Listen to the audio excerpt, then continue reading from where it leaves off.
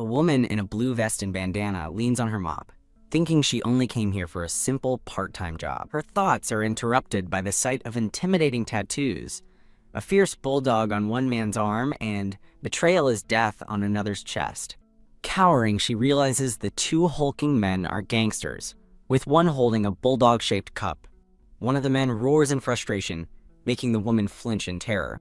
She despairs, lamenting that this is exactly why she shouldn't have become a gambler. The man in the white shirt orders his subordinates to find the kids before their brother finds out, warning that they'll all be dead if they fail. As the group of men rushes out, the terrified woman lets out a piercing kya ah. Two men walk past her, one holding a watering can, wondering if anyone was left behind. Splash! The man with the watering can suddenly douses the man in the white shirt. Horrified by the scene, the woman worries about the man who was splashed, wondering what she should do. The man with the goatee apologizes to his brother, saying he has committed a mortal sin, while the drenched man promises to get him a shirt.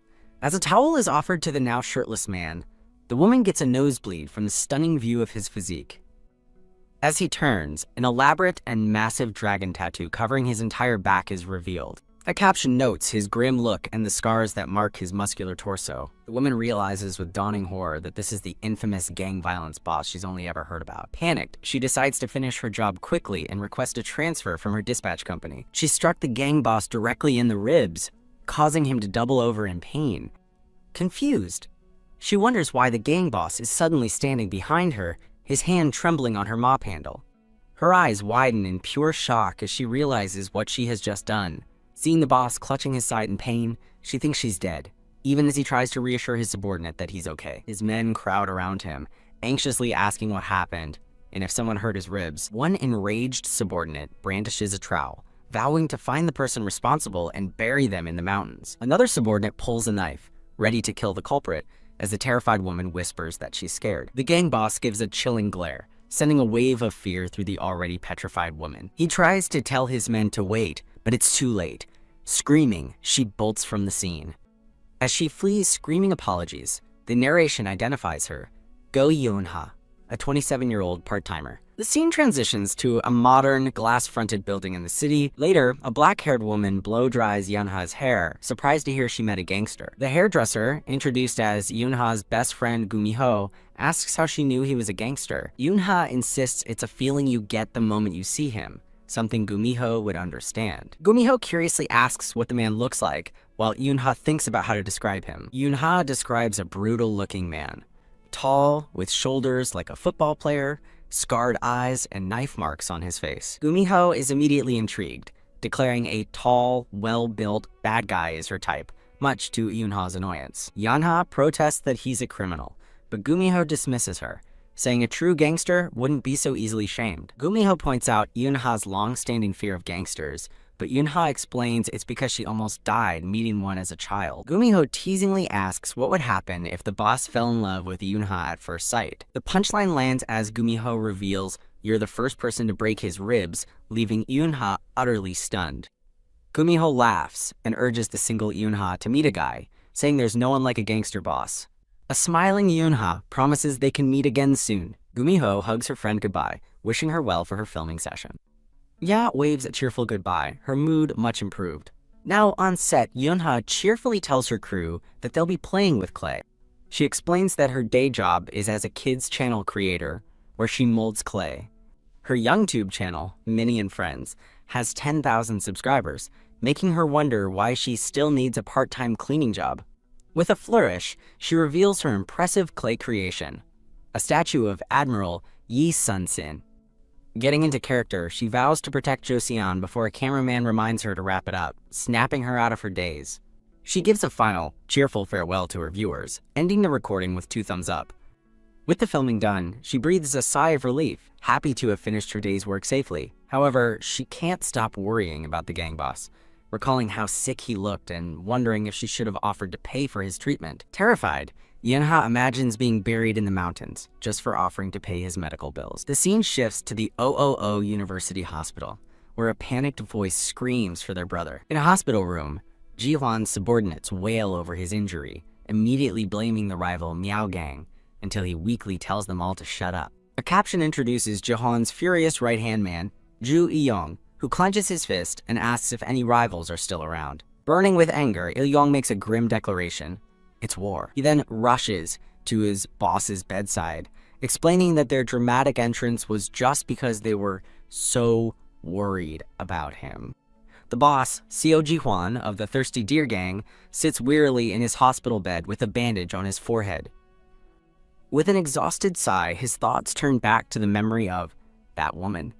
A subordinate asks if he means the mouse-sized woman, leaving the rest of the gang looking utterly confused. Their minds run wild as they imagine the timid cleaner as a blood-soaked assassin, shocked that she could be so dangerous. As his men debate how to find the mysterious woman without a name, Il-yong suggests launching a formal criminal investigation. Suddenly, a loud "Stop!"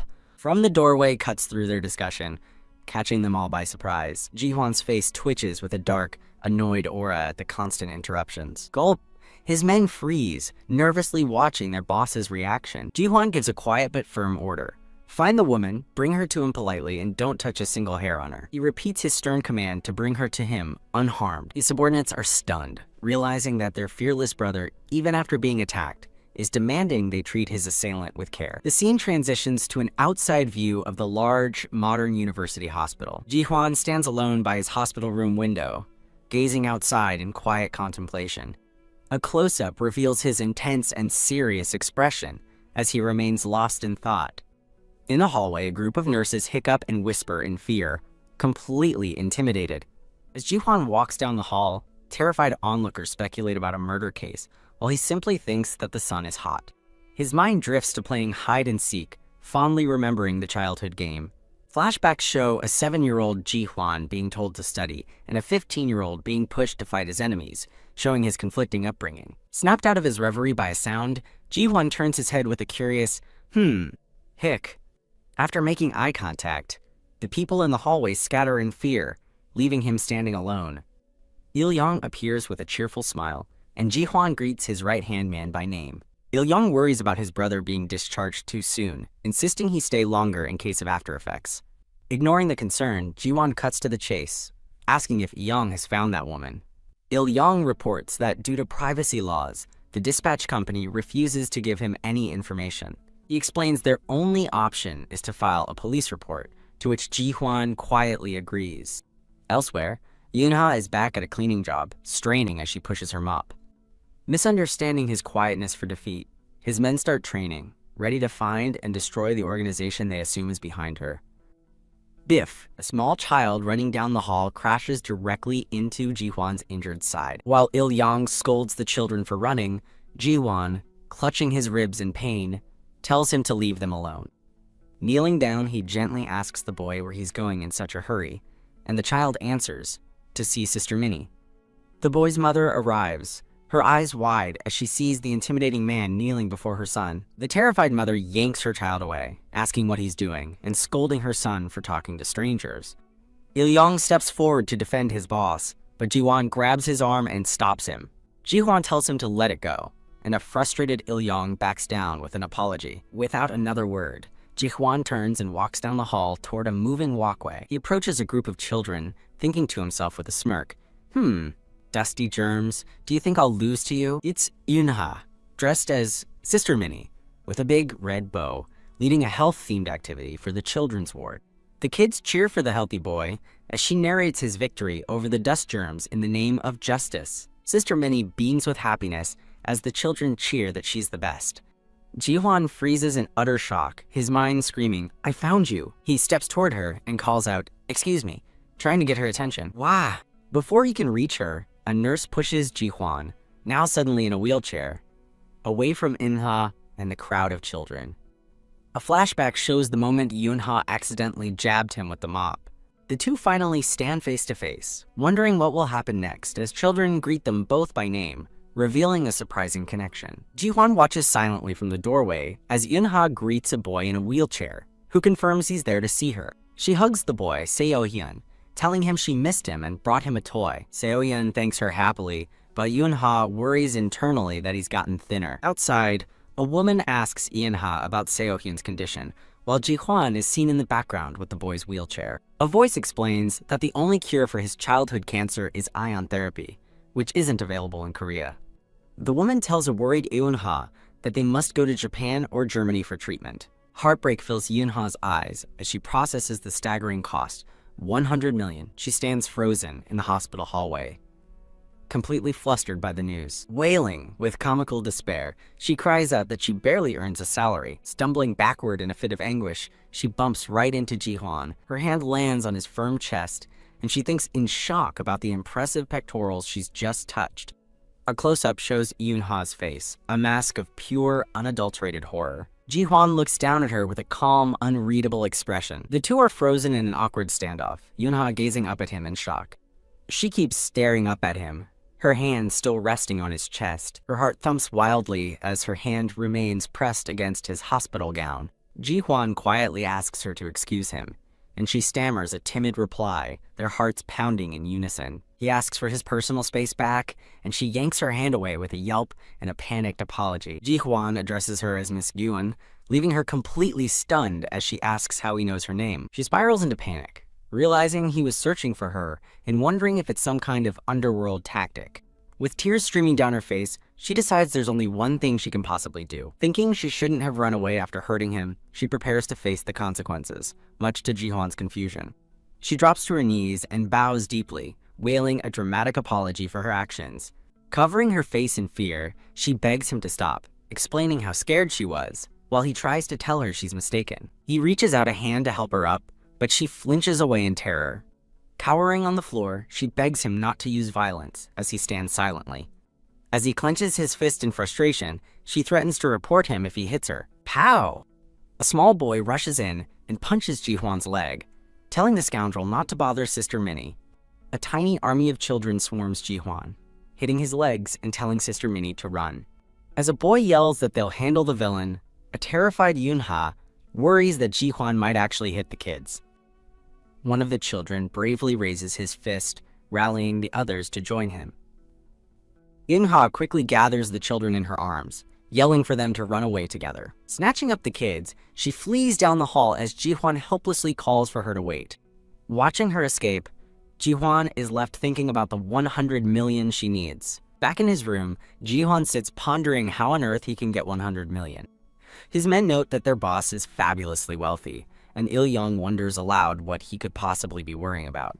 Il-young whispers to another subordinate about the boss's recovery, and his companion darkly suggests they should just bury the doctor. Ji-hwan recalls Eun-ha's terrified, "no violence," and wonders if that's really how she sees him. He reflects on how tiny she is, yet so quick to strike without thinking. He concludes that a person as pure as Eun-ha would never accept his money, and would turn a found fortune over to the police. Sighing in frustration, he wonders how he could possibly give her the money. Il-young enters to announce a visitor from the Criminal Investigation Office, but Ji-hwan angrily tells him he ordered him to stop.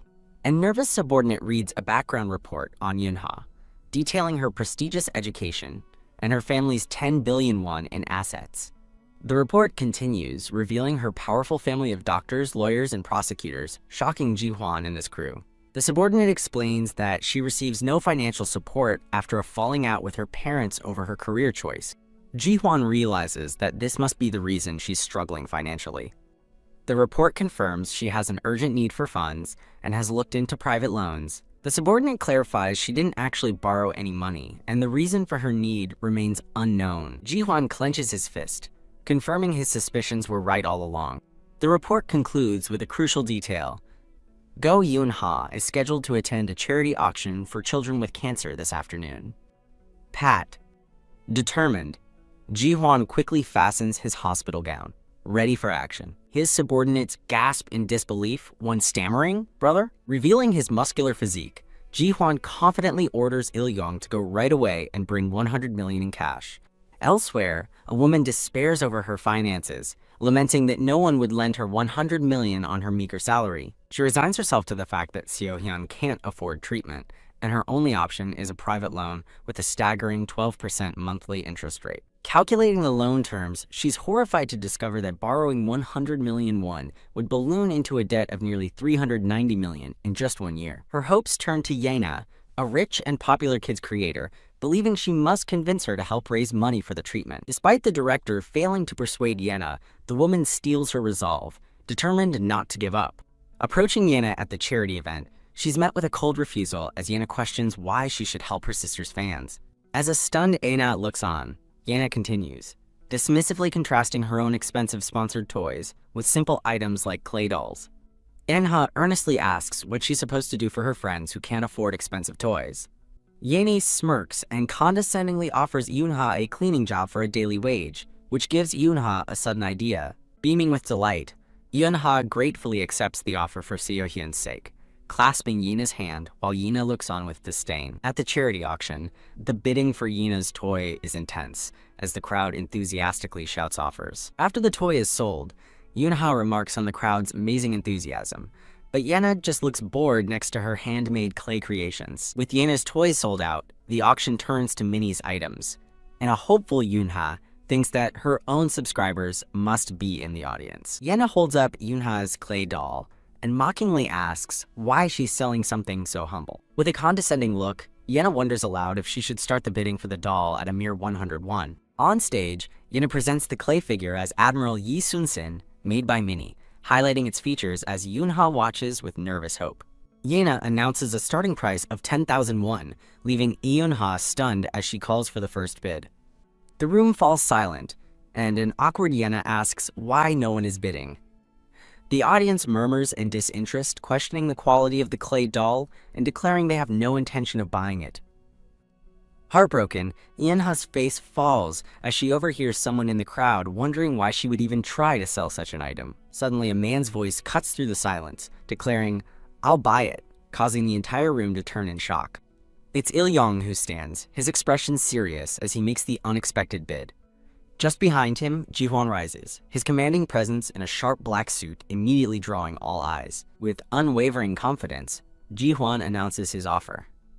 "I will buy it for 100 million. The entire auction hall is struck silent by the astronomical and unbelievable bid. He stands firm and resolute, a calm pillar amidst the stunned silence of the crowd. Eunha's eyes widen in absolute horror as she recognizes the bidder as the gang boss from back then.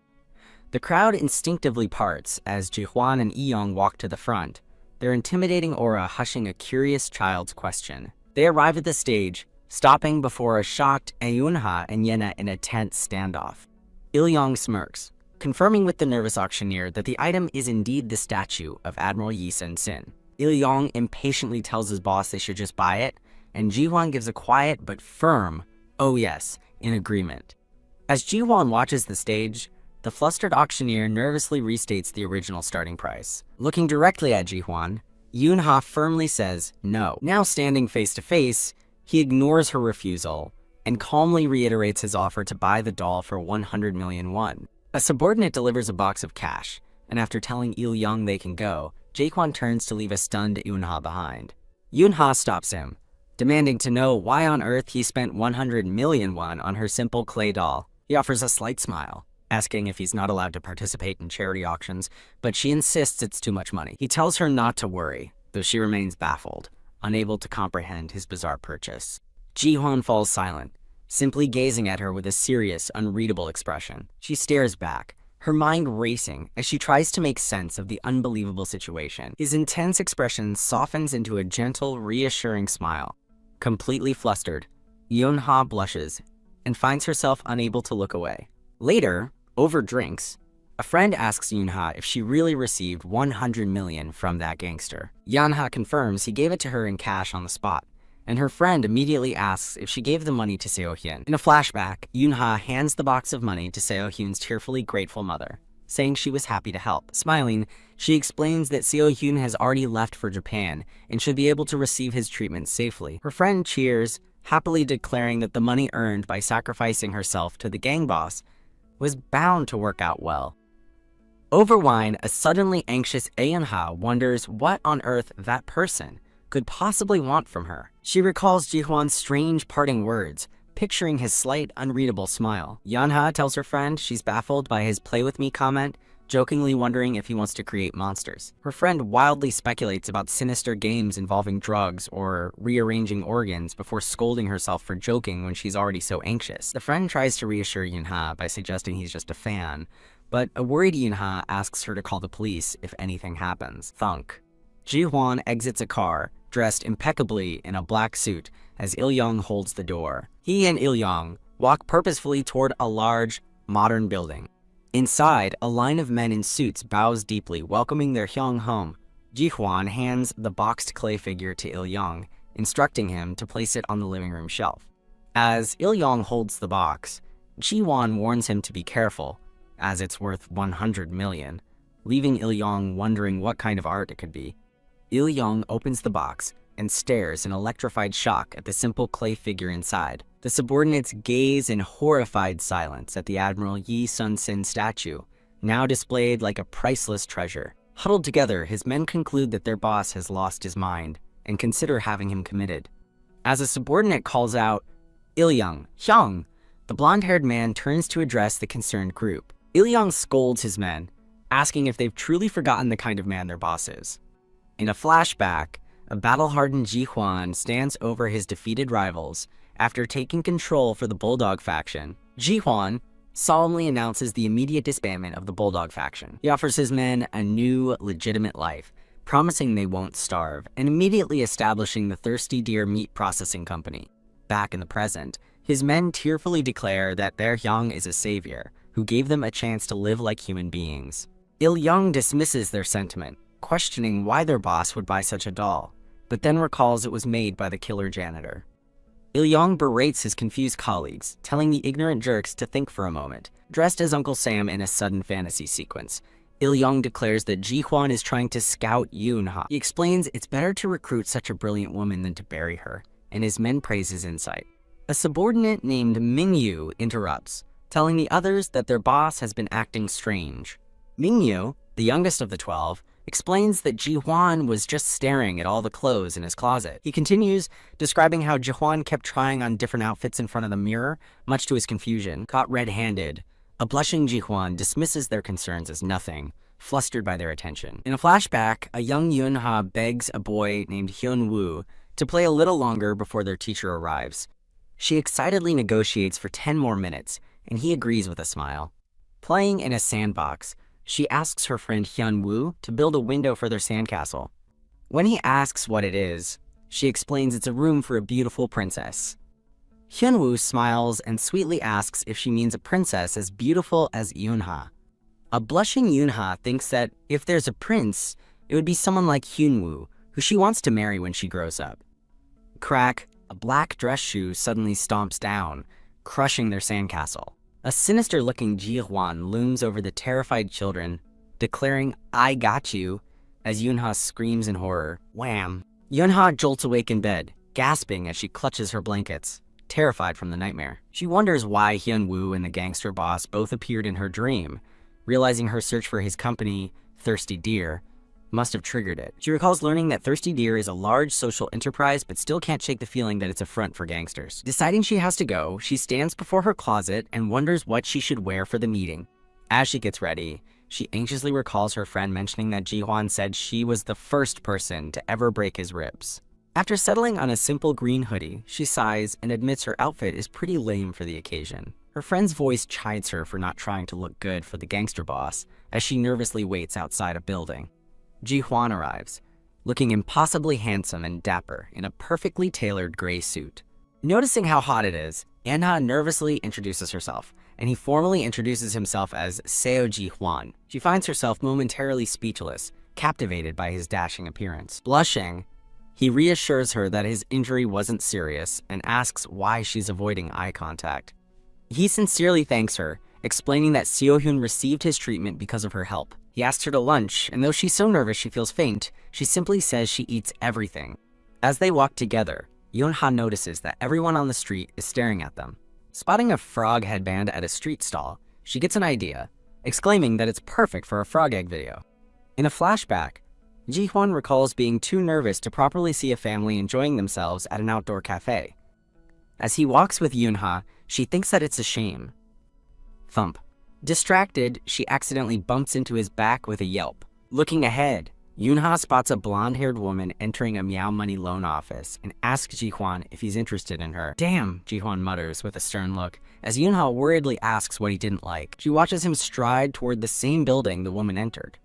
Realizing he's following her, Yoon-ha's mind races with fear, recalling a news story about a gangster selling a woman to a bar as she imagines the blonde woman being threatened inside. Now, inside the loan office herself, a nervous Yunha wonders what kind of place it is.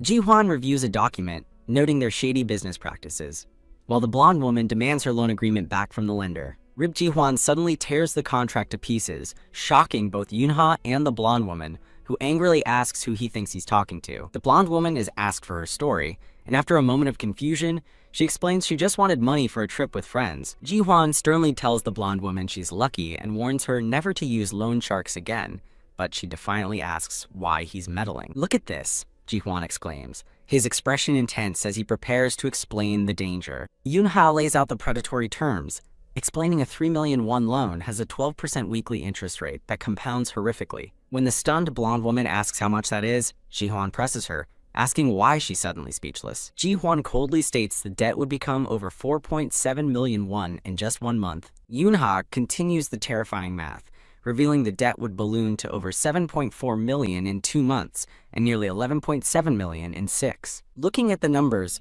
Yunha realizes with a shock that the debt is almost 12 million won. The blonde woman gasps at the amount, while Ji-hwan calculates that the debt would exceed 57 million won in 6 months, questioning what it would be in a year. Yunha admits to the blonde woman how scary it is, advising her to always calculate compound interest and be careful next time. Feeling confident after her impromptu financial lesson, Yunha suggests they go eat, which earns a slight, amused smirk from Ji-hwan. Their departure is blocked by a group of gangsters whose leader asks Ji-hwan what brings him to their business, terrifying Yunha. The gangster leader casually greets Ji-hwan, saying he was just passing by for coffee, as Yunha instinctively ducks behind Ji-hwan for cover. Peeking from behind his suit jacket, a frightened Yunha watches the confrontation unfold. Ji-hwan coolly adjusts his tie and asks the gangster why he's meddling instead of just getting his coffee. Standing protectively in front of Yunha, Ji-hwan again faces the gangster leader, who asks what brings him to their business. The gangster leader tells Ji-hwan to mind his own business, but Ji-hwan's sharp glare tells him he's not backing down. Ji-hwan's intense aura intimidates the gangsters, as their leader tells them Ji-hwan is ordering him to conduct his business properly. 2 of the thugs whisper nervously about not having enough pages or extensions, while Ji-hwan looks on with disdain. As the gangster leader seethes, Ji-hwan warns him that his patience is limited and tells him to give a message to Go Yang-hee to do his job properly. Enraged by Ji-hwan's audacity, the gangster leader shouts, "What's wrong with this guy?" Bang! The gangster throws a punch, but Ji-hwan effortlessly dodges, sending his attacker flying past him. Thump! Ji-hwan dispatches the thug with a powerful kick, then coolly surveys the room and asks, "Who else?" Calling the remaining gangsters cowards, he turns to a wide-eyed Yunha and tells her it's time to leave. As the other thugs rush to their fallen leader, Ji-hwan quickly ushers the 2 women out of the office. Now safely outside, the 3 of them walk down the city street. The blonde woman notices Yunha looks unwell and calls out her name in concern as Yunha stumbles weakly. Ji-hwan acts fast, catching the fainting Yunha and pulling her into his arms. Held against his chest, a dizzy Yunha is struck by his fresh mint scent. As she rests her hands on his suit, she feels an overwhelming sense of security. Thump thump.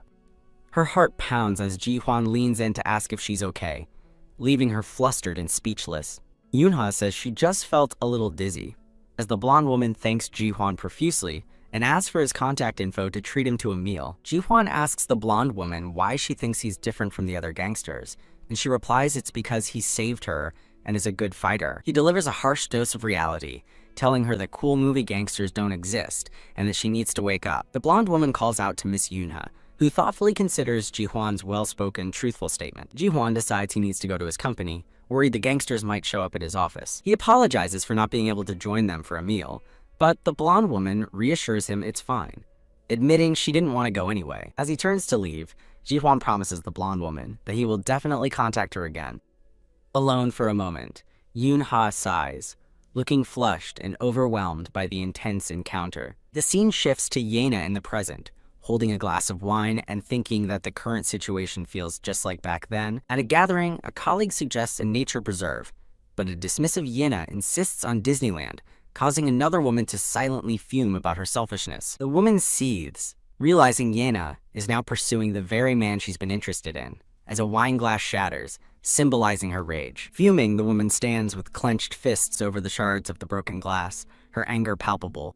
As the furious woman storms off in one scene, a separate view shows Eun-ha standing alone, arms crossed and deep in thought. Fresh from a shower in her company apartment, Yoon-ha remains baffled by the day's events, admitting the more she thinks, the less she understands. Her heart thumps as she recalls reuniting with her childhood friend Hyun-woo, remembering her uneasy thought that his companions seemed like gangsters. Scrolling through her comments, Yoon-ha hopes her YouTube channel might help her reconnect with Hyun-woo, wondering if a kind user named Justice could be him. A new comment from Justice corrects her video with surprisingly detailed legal knowledge about arrest warrants, leaving Yoon-ha completely puzzled. A portrait of a handsome, black-haired young man is revealed as the face of the mysterious commenter, Justice, as the scene concludes. A promotional panel displays advertisements for other series. Staring at the detailed legal analysis from Justice on her phone, Yoon-ha can only think, The puzzle pieces click into place as Yoon-ha realizes the commenter's legal expertise matches her childhood memory of Hyun-woo's dream to become a prosecutor. Walking through the city, Yoon-ha's thoughts drift, wondering if the gangsters she once saw were actually after Seo Ji-hwan. A brief flash of worry crosses her mind as she pictures Ji-hwan, wondering if he would be all right in a fight. Her eyes widen in comical shock as she suddenly catches herself. Flustered, she mentally scolds herself, trying to shake off the image of his face and insisting she doesn't care if he gets into fights. Yoon-ha runs into Yena by an elevator, who glares at her with crossed arms, creating a tense atmosphere. After Yoon-ha's greeting is met with a cold stare, she wonders why Yena always ignores her. Yena aggressively slams her hand against the wall, cornering a startled Eun-ha. Yena angrily demands to know how Eun-ha met Seo Ji-hwan, prompting a confused Eun-ha to ask if she knows him. Yena presses her on why Ji-hwan gave her 100 million won, but Eun-ha clarifies it was a donation that paid for Seo-hyun's treatment. "Are you kidding me?" Yena shouts, revealing she knows Ji-hwan bought the doll on the condition that he gets to meet Yoon-ha 3 times. Shocked that Yena knows about their arrangement, Yoon-ha asks how she knows and why she's acting this way. Yoon-ha downplays their connection, explaining they only met once and didn't even finish dinner before she had to leave for work. Yena demands confirmation that she and Ji-hwan have no relationship, and Yoon-ha quickly assures her that they don't. Yoon-ha gasps in shock at what Yena says next. Yena declares that since they aren't in a relationship, she's free to win him over for herself. A completely stunned Yoon-ha can only ask, "What?"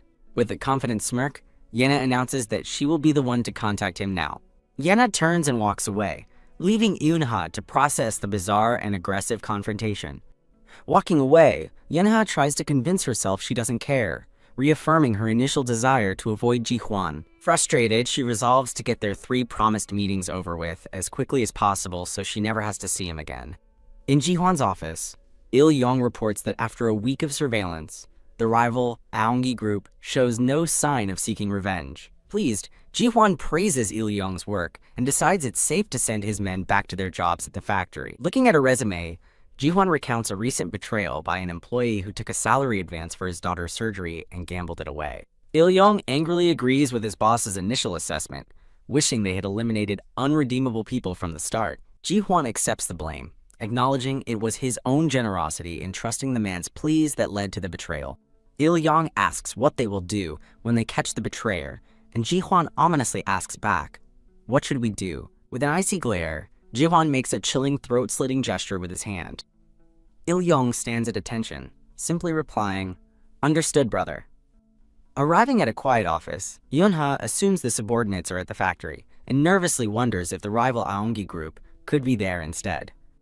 Il-yong finds Ji-hwan practicing a confident facial expression, discovering his boss is nervously preparing in case Yoon-ha is scared of him. Following Ji-hwan's instruction to proceed, Yoon-ha walks down a dark, foreboding hallway, her face etched with fear. Overhearing a threat about cutting wrists, Yoon-ha is horrified, concluding that her fears were right and there are no good gangsters. She arrives to find a smiling Ji-hwan, nervously explaining she came to check on him since she hadn't heard anything. Ji-hwan's warm smile and thanks for her concern catch her off guard, and she finds herself blushing despite her fear. A scarred man with a bat appears, smirking as he tells Ji-hwan he should have stayed out of their business. "What if I don't want to?" Ji-hwan replies coolly, loosening his tie as he prepares for the inevitable fight. Il-yong shields Yoon-ha, cursing that they are outnumbered and wishing they had backup. Desperate, Il-young turns to the terrified Yoon-ha and tells her to do something, causing her to cry out, "Me!" Il-young suggests that since his brother can handle 10 men, Yoon-ha should show her own latent skills, but she denies having any. As Ji-hwan watches calmly, a cartoonishly drawn Yoon-ha tries to flee the scene. Il-young answers an incoming call from Ming-yu, asking him what's going on while Yoon-ha watches. An off-screen voice reports that the Aongi group of about 10 men will arrive in half an hour, as Ji-hwan and a shocked Eun-ha stand together. Ji-hwan tells Eun-ha to leave for now, ordering Il-young to take her away as she looks on in shock. As Il-young leads her away, Eun-ha wonders if she's being taken to a secret hideout like in the movies.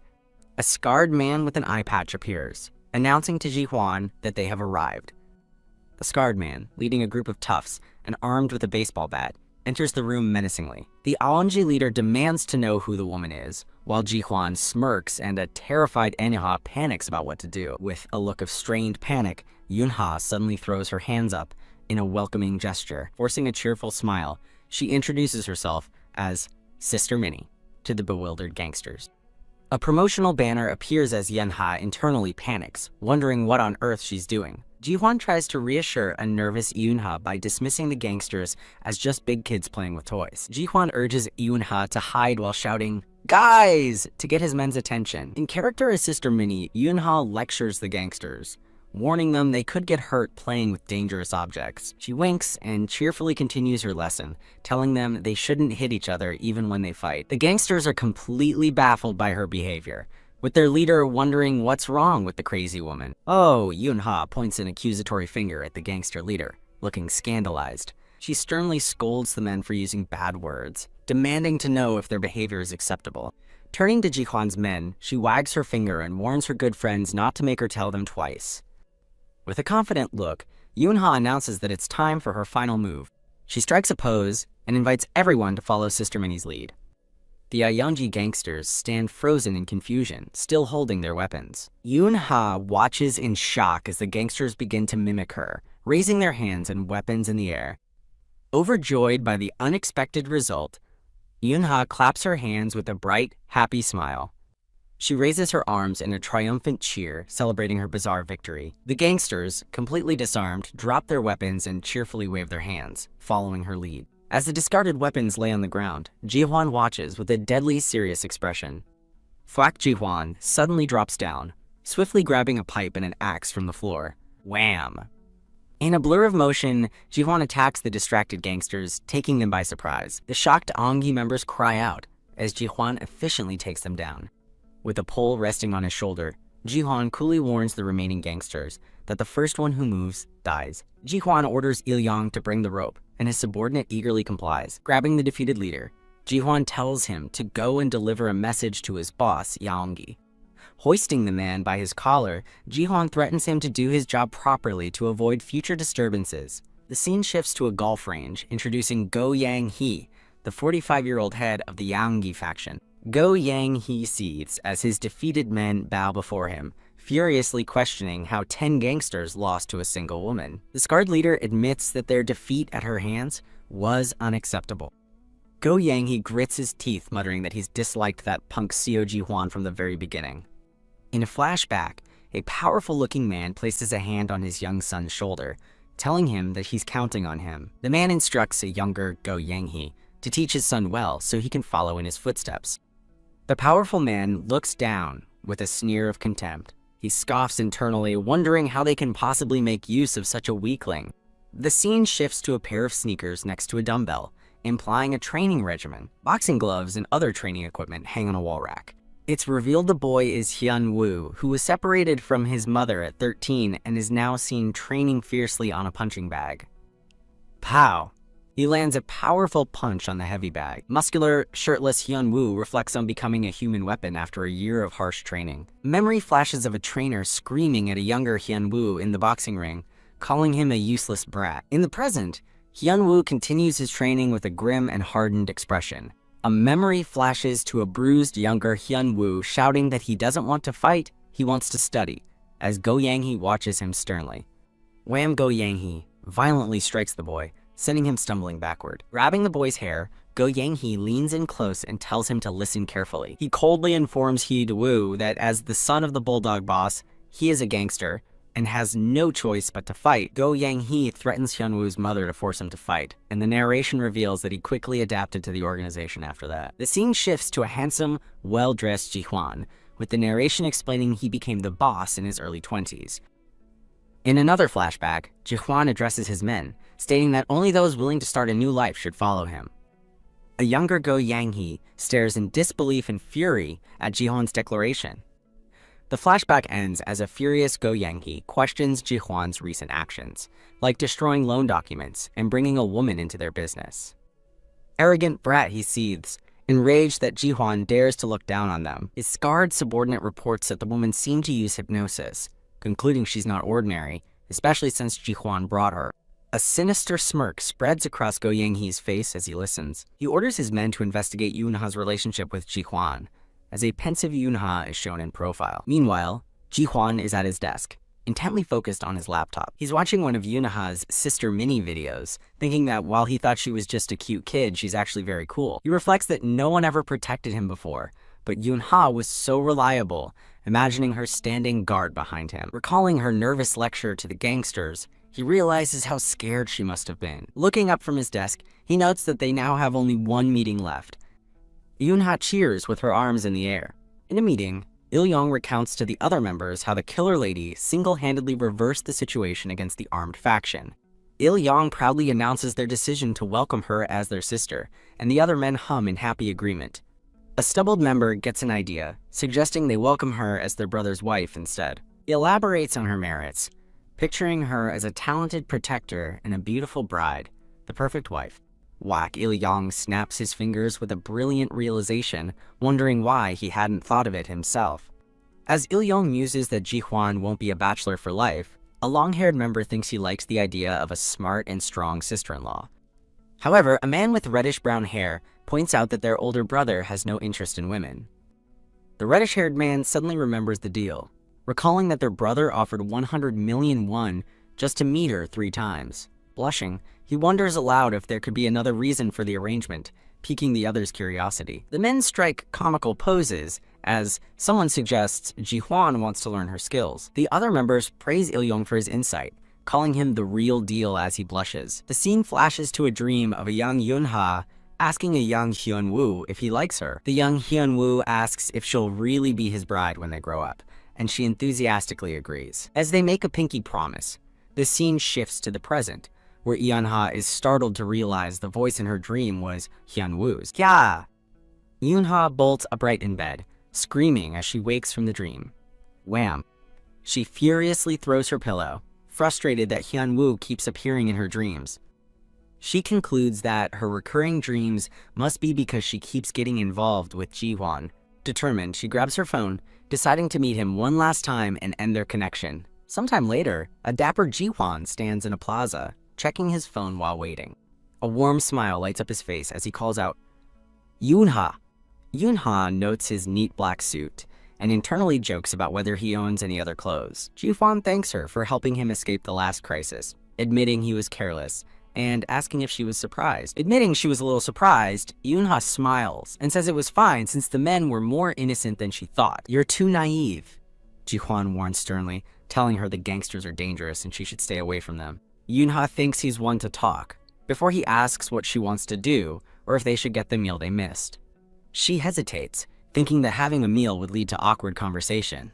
She realizes that if they watch a movie, they won't have to talk at all. She nervously asks Ji-hwan if he would like to go watch a movie with her. Ji-hwan looks completely taken aback by her offer, leaving Yoon-ha embarrassed by his strong reaction. As he starts to let her off the hook, she quickly insists, "Let's go." As they line up at the movie theater, something at the counter suddenly catches Yoon-ha's eye. Spotting a poster for Zombies of Dawn 3, Yoon-ha excitedly suggests they watch the new zombie movie. Ji-hwan's face turns purple with terror as he nervously questions if she's really talking about a zombie movie. Yoon-ha asks if he dislikes it, but Ji-hwan, avoiding her gaze, reluctantly agrees to go. In the theater, Yoon-ha is giddy with excitement while a horrified Ji-hwan clutches his popcorn in fear. On screen, A blood-splattered man with a pitchfork vows to kill all the zombies. Wham! The movie character skewers a zombie's head, only to realize in panic that another one is right behind him. While other patrons scream in terror, a delighted Yoonha clasps her hands, thinking this thrilling taste is what zombie movies are all about. Whack! A gruesome zombie attack flashes across the movie screen. Yoonha squeals with joy, loving how thrilling and exciting the movie is. As popcorn flies through the air, she feels a vibration and wonders if the theater has a 4D feature. She turns to see Ji-hwan shaking violently and asks with concern if he is okay. Her eyes widen as she notices his face has turned deathly pale. Whack! She grabs his arm, firmly telling him to come with her. In a hallway, she apologizes to a kneeling Ji-hwan, saying he should have told her he dislikes scary movies. Ji-hwan tries to brush it off as just a movie, but Yoon-ha internally thinks he looks like a big kid. Patting his back reassuringly, she tells him she'll take care of the zombies and that it's not real. She kneels to comfort the shaken Ji-hwan, telling him not to be scared. Later, Ji-hwan sits at his desk in his office, seen from behind. He reflects that while it was a simple movie for others, it was different for him. He remembers the horror of his first gang fight at 16, where he witnessed people dying before his eyes. He clenches his fist, feeling disgraced for showing weakness as the movie brought back that nightmarish memory. Recalling how she comforted him, he thinks about how his heart raced in that moment. He misinterprets her kindness, believing she must have just thought he was a kind guy. He sadly reflects that it was their third and final meeting, and they parted without a proper goodbye. Looking at a picture of a smiling Aeun-ha, he laments that they probably won't meet again, even if he suggests it. His thoughts are interrupted by a noise from outside his room. He emerges to ask Il-young and the reddish-haired man about what the gas station employee said. Il-young refers to her as Sister Yoon-ha, prompting the reddish-haired man to scold him for using the honorific. The reddish-haired man asks if her standards are high, and Il-young confirms that's what he was told. Il-young reports that Yoon-ha mentioned she has someone she plans to marry, leaving Ji-hwan looking shocked. The reddish-haired man confirms to Ji-hwan that the lady said she has someone she will marry. Stunned, Ja-hwan silently wonders who her fiancé could possibly be. Tap! He looks down, a somber expression on his face. Standing alone by a door, he reasons that it's not surprising for someone from a household like Yoon-ha's to have a fiancé. An imagined scene shows a handsome man in a gray suit embracing a smiling Yoon-ha. A memory of Yoon-ha happily asking to watch a movie together flashes through his mind. Someone pours a frothy glass of beer from a tap. At a bar, Yoon-ha sits alone, wondering why she hasn't heard from Ji-hwan. She sighs, thinking that several days have already passed since they parted ways at the theater. A white car is seen on a city street as she wonders what's happening. In a flashback, Ji-hwan sits beside Yoon-ha in a car, offering her a small paper gift bag. She nervously accepts it, her mind racing as she wonders if it's a threat or some strange object. Startled, she looks down at the mysterious gift bag. Ji-hwan presents a green frog eye headband, explaining he got it because she had wanted it, though he apologizes if he was mistaken. Yoon-ha holds the headband, recalling that she couldn't bring herself to say she wanted it and just let it go. Back at the bar, Yoon-ha looks at her phone, concluding that since he gave her a gift, he must want to meet again. Her thoughts are interrupted when an unseen person asks if she's meeting with Yena. A woman with short, dark hair appears, asking what she's up to as a flustered Enka ruffles her own hair. The woman playfully takes a seat, eager to know how her third date with the gangster boss went. Yoon-ha explains she had to comfort him during a scary zombie movie, laughing as she adds that he's peculiar but attractive. Her friend scoffs at the idea, reminding Yoon-ha that he's a criminal after all. Tap. Her finger hovers over her phone, which displays a loan advertisement. No contact, huh? Her friend asks, finding it strange since she was sure he was interested in Yoon-ha, who can only sigh in agreement. Yoon-ha eagerly asks if her friend thinks he'll contact her again, prompting her friend to slyly ask if she's now interested in him too. The friend teases that Yoon-ha is a fascinating case for still searching for her childhood crush, but Yoon-ha insists she is only interested in Hyunwoo. Despite her words, Yoon-ha looks down at her phone with a conflicted and pensive expression. As her phone buzzes, she anxiously dismisses it, trying to convince herself that whether she gets a call or not is now irrelevant. Elsewhere, a striking woman with long, reddish-brown hair walks across a crosswalk, turning heads as people wonder if she's a celebrity. With a determined look, the woman thinks to herself that she's finally going to meet Seo Ji-hwan. She recalls being surprised to run into him at a charity auction, where she saw him make a staggering 100 million won bid. She reflects on how she almost gave up on finding him after 3 years with only his name to go on, amazed that they're finally meeting again. In a flashback, she remembers her past desperation. 3 years ago, a 20 million won loan from Meow Money ballooned into a 200 million won predatory debt. The loan shark had tried to force her, Yena, to work at his shop, telling her all she had to do was serve drinks to customers. Bang! The memory continues as Jawan bursts through the door, taking out a goon with a powerful kick. A stunned Yena, dressed in a black gown and gloves for the bar, could only watch in shock. Ji Hwan had calmly asked how much she borrowed and demanded to see the loan agreement. After she nervously told him the original amount was 20 million won, he glanced at the defeated thugs and simply told her to go home.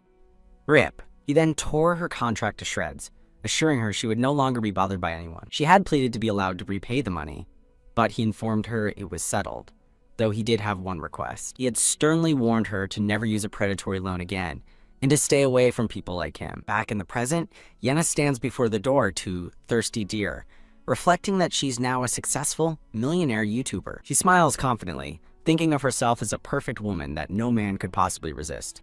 Inside, the reddish-haired man informs his older brother, Jaehwan, that there's a guest waiting outside. Seated at his desk, Ji-hwan looks up and asks what kind of guest it is. The man struggles to find the words, finally saying that it's a very beautiful woman. He then makes a wild guess, Christmas? As a baffled Ji-hwan looks on. Ji-hwan's eyes widen as he wonders if it could be Yoonha, questioning why she would visit after their meetings were over, and tells him to let her in. He looks on in surprise, thinking to himself that she came without any warning. However, the visitor smiles and introduces herself. I am Kang Yena. Yena explains that she's the woman who caused Yoonha trouble at the charity auction as she approaches his desk. Ji-hwan stands to meet her, curtly stating that he's busy and they should get to the point. Can't you remember me? She asks, before reintroducing herself as Kang Yena, a creator from the same company as Yoonha. She explains that he might not recall her from when she was working at a bar, but she's now a popular creator, and asks if he remembers their encounter years ago. A confused Ji-hwan simply replies, I'm not sure. She specifies it was at a salon in the XX building, but seeing his continued confusion, she changes tactics, saying she just wanted to thank him and repay the money. Smiling expectantly, she asks if he remembers now, thinking to herself that he surely must. With a completely stoic expression, Ji-hwan delivers a one-word answer. No. Turning away, he instructs his subordinate, Jungjian, to escort the guest out, leaving both Yena and Jungjian stunned. Yena stands dejected, while Jungjian thinks to himself, wondering where a woman like her could possibly be all alone. Whoosh, Ji-hwan walks right past them, not giving Yena a second glance. The scene ends on his back as he walks out of the room, leaving no doubt about his disinterest. The scene shifts to Seo Ji-hwan's house, where he sits on a couch with a tablet while a blonde-haired man stands nearby. The blonde-haired man directly asks Ji-hwan if he has any interest in girls at all. He points out that most men their age are dating or getting married, but Ji-hwan retorts by telling him not to talk nonsense. The man presses on, asking why he hasn't contacted her lately, causing a startled Ji-hwan to reply, who? Arguing that she's an important person he should be close to, the man is swiftly silenced by Ji-hwan's threat of punishment if he mentions her again. The blonde man immediately bows in defeat, saying yes, brother, as Ji-hwan walks away. Alone now, Ji-hwan sighs and brushes back his hair, looking worn out from the conversation. Elsewhere, his subordinates discuss the situation, with one noting that he won't even let them talk about it, while another clarifies he's trying to protect someone's safety. One brother asks what to do, while Il-young notes that Ji-hwan seems to only have eyes for Miss Yoonha. Aha! Il-young slams his hand on the table as he gets a brilliant idea. He gathers his brothers, beckoning them to come closer as he suggests a new plan. 10 days later, Yoonha, wearing the frog headband, sadly thinks that it might have been the last time she saw Seo Ji-hwan. She tries to reassure herself, thinking he's probably fine, since he's a good fighter. A colleague calls out to Yoonha, telling her someone is waiting outside, and she wonders who it could be. Wow! Her face beams with excitement as she realizes Seo Ji-hwan is here. She eagerly rushes through a cafe to meet her expected visitor. Inside, several female employees swoon over a guest, with a thought bubble wondering if it's Seo Ji-hwan. The handsome visitor is revealed to be the ashen blonde man, whom the smitten employees greet as Mr. Il-young. Yoonha's bright smile fades into disappointment when she realizes it's not Ji-hwan. The ashen blonde man greets her as sister, prompting her to wonder when that happened, while politely asking what he needs. Sitting across from her, he asks if she would be willing to be his tutor, surprising her. He explains that he and his blockhead employees need tutoring for the high school equivalency exam. The ashen blonde man clarifies that they need direct instruction for middle and high school, leaving her speechless. Yoonha panics internally, overwhelmed by the daunting task of tutoring so many people. A painful memory surfaces of a man with glasses grabbing her as she yells that his proposal is a bad joke. A darker memory emerges of a shadowy figure holding a knife, angrily questioning her for making money that way. She recalls how her parents opposed every choice she made apart from studying. The flashback shows her parents restraining a man while she kneels in despair, remembering their opposition to her becoming a creator. Yoonha reflects on her past tutoring experience, uneasy about the prospect of teaching gangsters. She looks at the ashen blonde man, beginning to politely decline his offer. She anxiously wonders if the boss will be joining the lessons, while the ashen blonde man thinks that's not the case. Looking downcast, Yoonha clutches her arm, clearly conflicted about the decision. She recalls asking Ji-hwan why he became a gangster, and him stating there are no cool gangsters in the real world. Her memory continues to a time he asked what she wanted to do, as she thinks about him cutting her off after 3 meetings. With renewed determination, she clenches her fist, questioning why he gave her 100 million won to help her. Arriving at a massive house, Yoonha marvels at its size as a voice from the intercom says they will open the door. As the large door slides open, she peers inside, wondering if he's a conglomerate CEO. The ashen blonde man greets her with a beaming smile and open arms, cheerfully calling her sister. He ushers her inside, announcing her arrival to the others, while a hesitant Yoonha stands at the entrance. As she walks down a pristine hallway, various men enthusiastically greet her as sister while cleaning. A man in an apron offers a warm welcome, and Yoonha thinks the house looks like it's straight out of a drama. A narrative panel explains that 10 members of Ji-hwan's disbanded Bulldog Squad now work as detectives at Thirsty Deer. Narration continues, explaining that the men have hot tempers and are weak to temptation, requiring guidance to stay on the right path. As one man clips another's toenails, narration concludes that Yoonha has just been invited into this den of men. 3 men greet her formally, bowing and asking her to please take care of them. The ashen blonde man introduces his colleagues, Jinglin, Yunseop, and the youngest, Mingyu, who offers a polite greeting. Yoonha agrees to the arrangement, and the men all cheerily respond in unison, "Yes, sister." The ashen blonde man hands her an envelope for the first session, which she accepts, assuming it's an advance payment. She gasps in shock at a check for 1 million won as he requests 2 classes per week. Flustered, Yoonha trembles, while the ashen blonde man scolds Mingyu over a calculation error, detailing the correct payment breakdown. Jinglin puts Mingyu in a headlock, yelling that his math is wrong, while Yunyu questions the numbers herself. Mingyu blames the phone's calculator. Another man wishes they'd used an accountant, and Yoonha resolves to assess their abilities. As the men take a test, the ashen blonde brother calls out to Big Brother while squinting at his paper. A close-up reveals one of the men has poorly written a simple sentence and crossed it out. Jinglin and the ashen blonde brother laugh, comparing a squinting Ji-hwan to the Grim Reaper, much to Yoonha's exhaustion. Forcing a smile, Yoonha decides to try something easier, as one of the men asks to move on to the second round. Yoonha stands on a chair to lead a lesson, and the men are impressed, thinking her acting is a critical hit. Jinglin and the ashen blonde brother praise her performance, calling her a seasoned actor.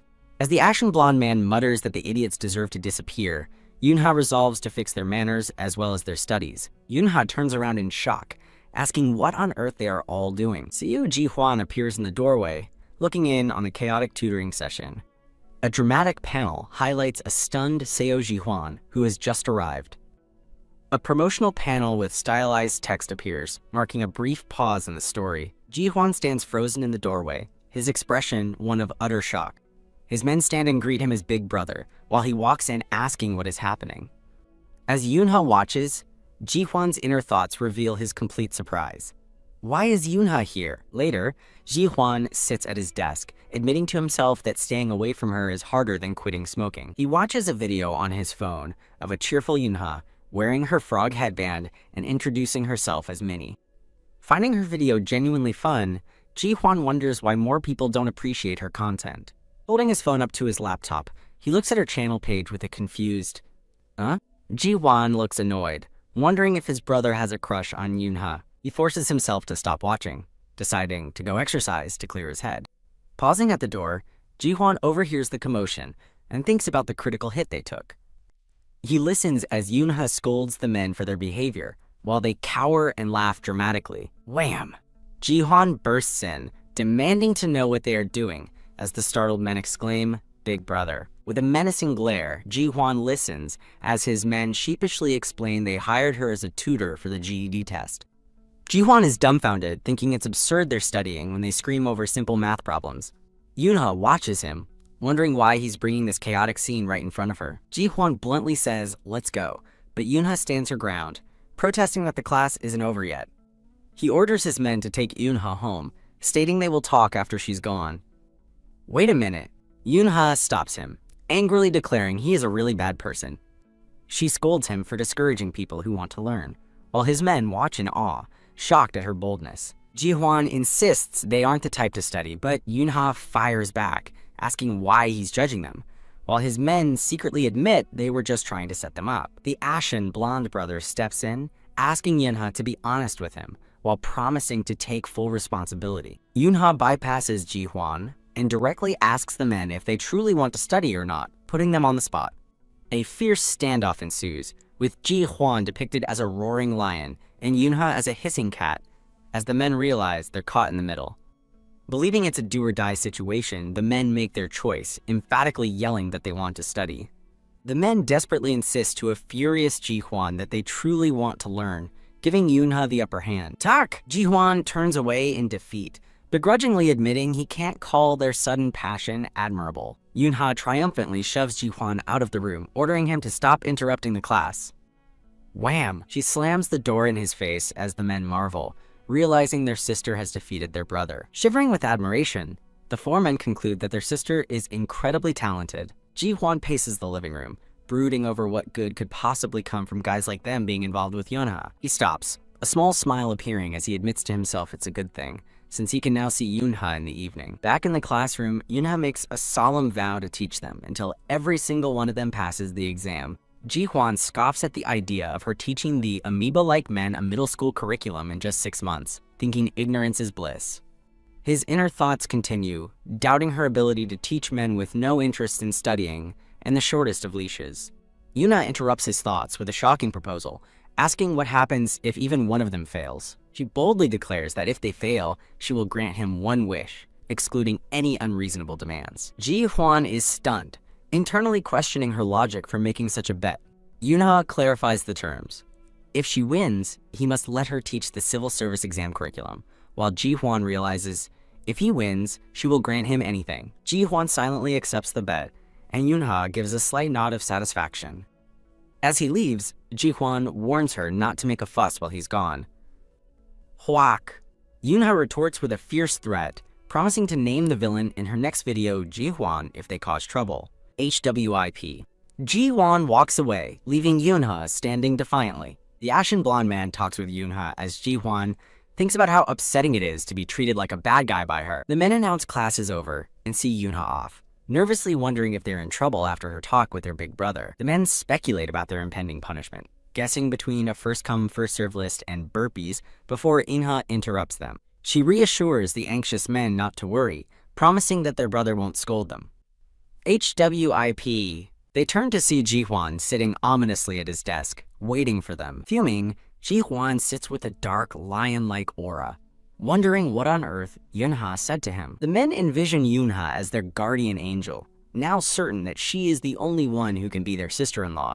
Back home, Yoonha plops down on the floor, frustrated that Ji-hwan didn't even bother with a proper greeting. She recalls his curt dismissal, thinking he treated her like a common peddler. Fired up with indignation, she vows to see him twice a week and declares she will definitely go. During the next lesson, Yoonha struggles to teach basic addition as the men resort to ineffective finger counting. A split screen contrasts Yoonha's teaching frustrations with Ji-hwan happily watching her mini-uni videos, as she thinks that with enough will, anything is possible. Leaning against the door, Ji-hwan listens to the laughter from inside and wonders what they're so amused by. He scowls with jealousy, annoyed that his men are the only ones getting to see Yoonha smile. With a final glance, a frustrated Ji-hwan walks away down the hall. Yoonha presents a new word problem, asking the men to calculate how much food dogs eat per week. The men are utterly baffled by the math, questioning the logistics of 6 dogs eating 3 bags of food. 2 of the men laugh, joking that the dogs must eat like pigs and are therefore pig dogs. Barely holding it together, Yoonha struggles to focus and instructs them to stop talking and concentrate on the problem. A sudden sound startles Yoonha, and the ashen blonde man announces it's an emergency assembly order. A man rushes in shouting that something big is happening, while a long-haired man reports they're being pushed back and asks for a head count. The man confirms about 100 enemies have rushed in, leaving Yoonha terrified as she realizes she's surrounded by gangsters. The ashen blonde man frantically asks where their older brother is, panicked that he's nowhere to be found and not answering his phone. An urgent order is given to get extension cords and be on standby, causing Yoonha to panic, fearing another gang fight. The ashen blonde man grabs a confused Yoonha, insisting she come with them. Outside by a large black van, the ashen blonde man tells a bewildered Yoonha that she must go first. He explains that every person counts in this situation, while Yoonha internally despairs at being dragged into another mess. She wonders if they are completely mistaken about her, recalling a time they believed she had hypnotized them. As Yoonha tries to protest that she's just an ordinary person, the ashen blonde man shoves her into the van. While the van speeds away, one of the men casually mentions sharpening his knife to separate bones, making Yoonha shriek in terror. As the van continues, Yoonha desperately considers calling the police for help. She quickly dismisses the idea, realizing she can't get her people in trouble, as she already considers the men her own. Screech! The van pulls up to a large truck, and the men usher a confused Yoonha out, directing her toward it. The truck doors open to reveal dozens of hanging pig carcasses, leaving Yoonha utterly stunned. A worker apologizes, explaining there are too many for them to handle alone.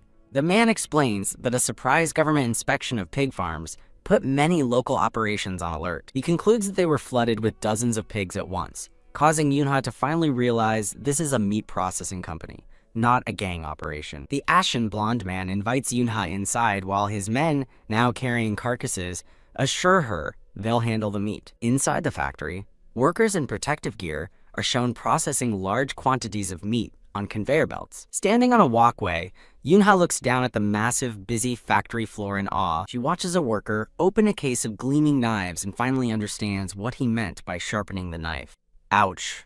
A stern female co-worker grabs Yoonha, scolding the newbie for standing around while they're so busy. Mingyu looks up startled, knife in hand, as he sees Yoonha being carried off screaming by the worker. His brothers call out to Mingyu, who is still kneeling by his knife set, and he acknowledges them.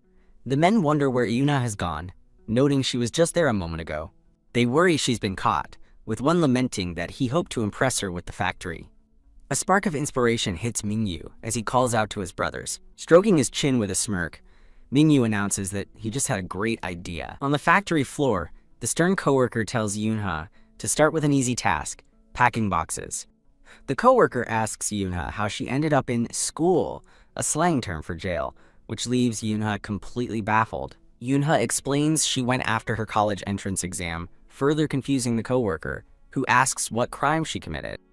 As Yoonha insists she took the test, the woman laughs it off, saying everyone has their story. The coworker offers some encouragement, but warns Yoonha that the boss is not a forgiving person.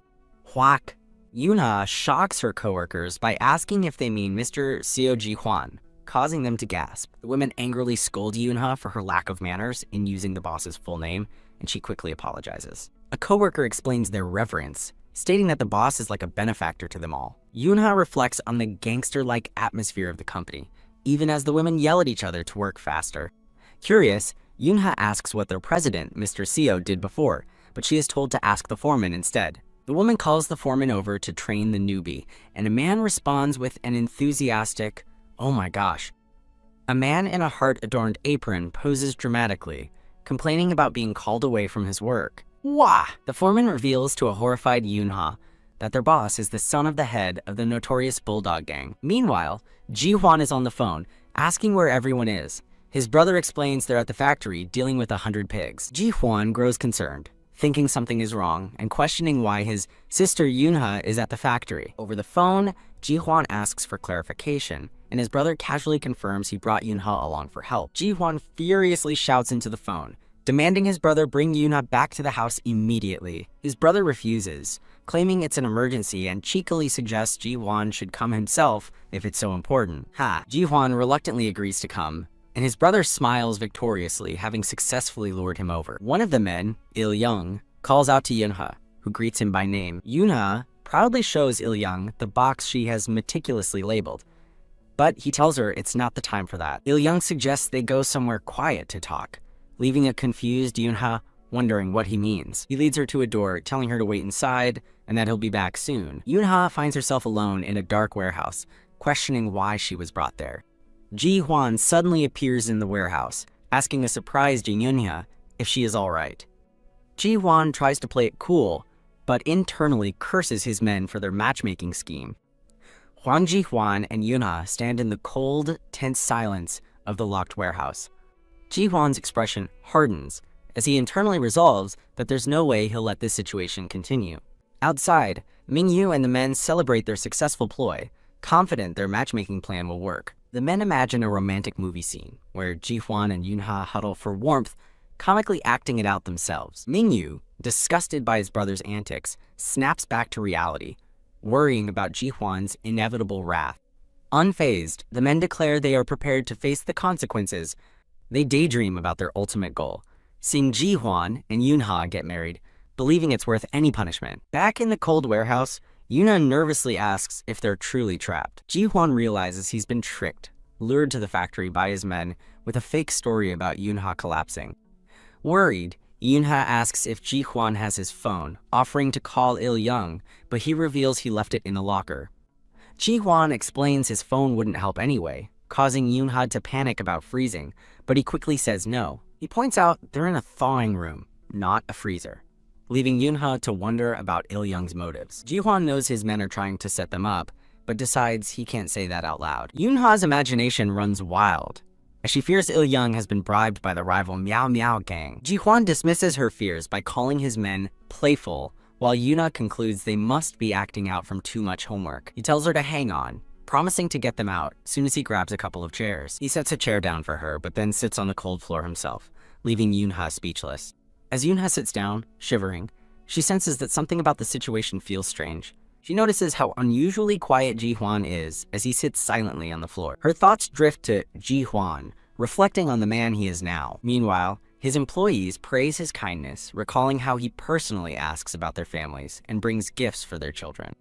In a flashback, Yoon-ha asks the foreman about the Miao Miao gang, shocking him. The foreman reveals the gang's sordid past of loan sharking and selling young women to bars. Yoon-ha breathes a sigh of relief, realizing her fears about Ji-hwan were completely unfounded. Back in the present, Yoon-ha apologizes, leaving a confused Ji-hwan to ask what she's talking about. She notes his calm tone and explains that she heard about his true character from the other employees. Ji-hwan presses for details, wondering what she could have possibly said to them. Shivering from the cold, Yoon-ha changes the subject, asking when they can leave. Whack! Ji-hwan suddenly rises to his feet, startling Yoon-ha. He announces he's about to do something bad for a moment as he removes his jacket, shocking Yoon-ha. As he approaches, a terrified Yoon-ha asks what he's planning to do. He gently drapes his jacket over her shoulders to keep her warm. Mortified, Yoon-ha realizes her misunderstanding as Ji-hwan questions her shocked reaction. Be beyond JJEOK. Before she can react, he scoops her up into his arms. Holding her close, he seems resolved to endure the intimate proximity. Teal Seok. He sits back down on the floor, settling her comfortably in his lap.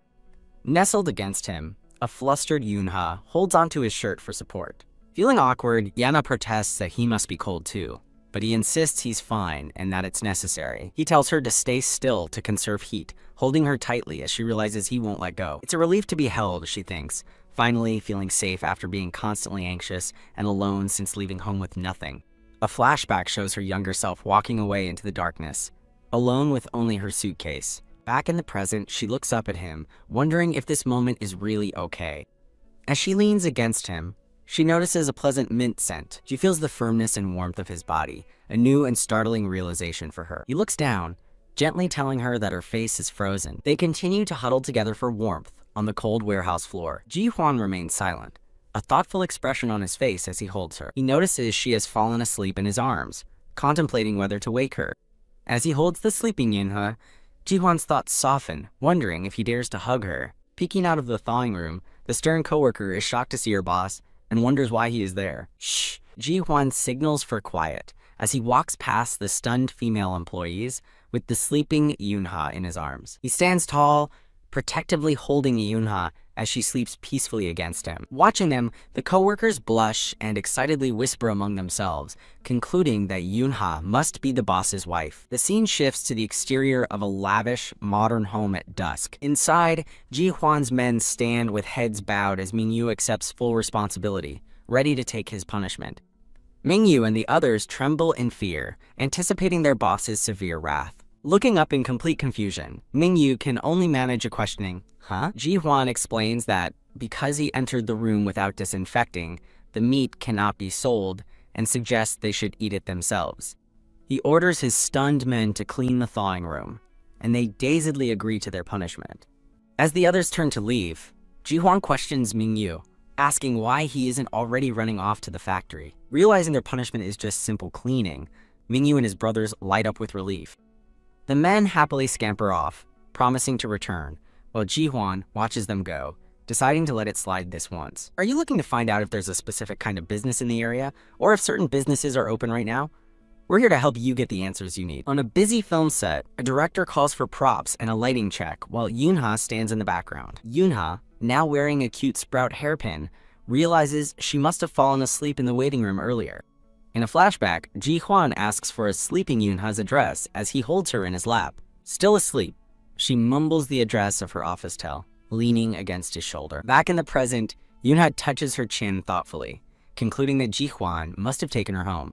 Overcome with guilt, Yoon-ha reflects that Ji-hwan is actually a kind person and regrets treating him like a villain and hitting him. Holding two stick puppets, she explains that she has created good Ji-hwan and bad Yang-hee to represent them. She makes the puppets act out an apology, crying theatrically as a way to atone for her past actions. Checking the time, Yoon-ha sighs in relief, noting that her packed schedule is finally over. A woman with reddish-brown hair calls out to her as "Unnie," and Yoon-ha turns around. The woman, Yena, greets Yoon-ha and remarks on how busy she seems to be these days. Yena reminds Yoon-ha about her promise to clean their house, and Yoon-ha agrees, asking when she should come. Tomorrow, Yena states plainly, leaving Yoon-ha completely shocked. Yoon-ha apologetically explains she can't, as she has both work and a tutoring session scheduled for tomorrow. When Yena asks about her job, Yoon-hee vaguely calls it a part-time gig, which Yena seems to accept. Yena insists it must be tomorrow, explaining that her friends are coming over and the house needs to be tidy. Worried, Yoon-ha asks if Yena is taking advantage of her situation, knowing she's in a difficult spot. Yena dismisses her concern with a laugh, promising she would never do something like that. Having made her point, Yena tells Yoon-ha to come home a little after 12 tomorrow. Yoon-ha resolves that repaying Yena's kindness must come first, even before dealing with Ji-hwan. The scene transitions back to the front of Ji-hwan's modern house. After disinfecting and cleaning, the exhausted men receive the last of the meat from the stern coworker, who thanks them for their help. The worker apologizes profusely to Ming-yu, confessing she was disrespectful to the chairman's wife and asks him to relay her apology. A confused Ming-yu asks who she means, and the worker clarifies it's the pretty lady from yesterday, assuming she'll marry the chairman. A romantic memory of Ji-hwan carrying the sleeping Yoon-ha appears, framed by soft purple flowers. Hearing the story, the worker and the other men blush, commenting on how affectionate the couple seems. The men celebrate wildly, popping confetti and shouting that their matchmaking plan is a success. Ji-hwan sits alone in his living room, lost in thought, anticipating Yoon-ha's arrival tomorrow. Ming-yu approaches, and Ji-hwan, hearing the commotion, asks him what the good news is. With a brilliant smile, Ming-yu slyly asks about Ji-hwan's tutoring session scheduled for tomorrow. Ming-yu's thoughts drift to Yena, recalling that she is Yuna's colleague. He asks Ji-hwan if he remembers Yena, mentioning that Yoon-ha lives in a company office tel, which Ji-hwan confirms. Ji-hwan stands with a determined look, processing this new information. The scene shifts to an exterior view of a large, modern office tel apartment building. Yoon-ha stands wearily on an apartment building's stair landing. Walking upstairs, she thinks about how lucky her popular colleague Yena is to have moved into a new apartment. She nervously remembers Ji-hwan is also supposed to meet Yena and wonders what will happen. In a flashback to a conversation at apartment 401, a man remarks on Yena's appeal while a woman resolves to just clean. At the door, Yena greets Yunha, explaining she has a recording and will be back late tonight. Tak. Yena hands over a garbage bag and gives Yunha a list of cleaning instructions before leaving. As Yena hurries away, Yunha is left standing in the hall, realizing she didn't even have a chance to respond. A moment later, a foul smell hits her, and she covers her nose in disgust. She discovers the source of the smell: dirty clothes and garbage strewn across the floor. The mess is even worse than she thought, with old food containers and trash bags everywhere. Standing in the middle of the filthy apartment, Yunha is utterly appalled by the state of the room. Tying her hair back with a bandana, she rallies her spirits, determined to clean diligently. She begins cleaning, wrinkling her nose as she picks up trash and mutters about the awful smell. Ding dong! The doorbell chimes, and Yunha, assuming it's the landlord, moves to answer it. She opens the door to find Ji-hwan standing there, leaving her to gasp his name in shock. Huh! Yunha recoils in complete surprise at Ji-hwan's unexpected appearance. Staring at the handsomely dressed Ji-hwan, Yunha again whispers his name in disbelief. Still stunned, she asks him why he's there. He says he came to help clean, making Yunha wonder if their relationship has become that close. He explains Il-young told him she was cleaning a colleague's house, and Yuna asks how he knew the address. Ji-hwan explains he learned from the manager that Yena lives in the same company office tel, making Yunha realize he came on his own. Tak, Yunha blocks his path, insisting she can manage and that it's her turn to repay his kindness from the factory incident. She stands her ground firmly, telling him he can't enter without the owner's permission. Bang! She slams the door shut, telling him to wait outside until she's finished. Ji-hwan patiently sits on the floor in the hallway, waiting for her. After cleaning, Yunha opens the door with trash bags, tells Ji-hwan she's finished, and suggests they eat. He offers to carry the trash for her, and she hesitates for a moment. Blushing from his kind gesture, she asks a seemingly random question about being the youngest in a family. Whoosh! With a sudden realization, she claps her hands and says she will be right back after taking out the food waste. Ji-hwan calls out for her to let him help, but she cheerfully insists she can handle this one thing herself. She trips and falls, clutching her ankle in pain as a worried Ji-hwan rushes to her side. He asks where a clinic is, and after she gives directions, he offers to carry her there. Without waiting for a reply, he simply says, "Excuse me," and sweeps her up into his arms. Thud. He swiftly kicks the apartment door closed behind them. He carries the injured Yoonhae through the building's hallway. Meanwhile, Yana walks down the street, idly wondering if Yoonha is enjoying a nice meal by now. Face to face, she stops dead in her tracks, coming across Ji-hwan carrying a pained Yoonha. Yana stammers Ji-hwan's name in shock as he glares at her with a menacing expression. Terrified by his cold fury, Yana can only sputter for him to wait. Ignoring her completely, Ji-hwan walks past, dryly commenting, "Nice house," as he carries Enha away. He continues on with a grimly determined look on his face. At the orthopedic clinic, a doctor advises Yoonha to be careful with her small bruise for a few days and prescribes medication. Outside, Ji-hwan offers to carry her again, much to her flustered surprise. As he carries her through a crowd, she feels embarrassed while onlookers whisper about the newlyweds. She insists she can walk, but he silently reminds her of the doctor's orders. When he continues to carry her without a word, she feels flustered that he's ignoring her protests. Desperate, she suggests a compromise. "Then how about you give me a piggyback ride?" As he gives her a piggyback ride, she worries about being heavy, but he reminds her he did the same in the cold thawing room. She explains she only fell asleep then because of the cold, while thinking to herself how safe she truly felt in his warm arms. As he carries her, Yoonha thanks Ji-hwan for his kindness and worries about him, but he reassures her that he's fine.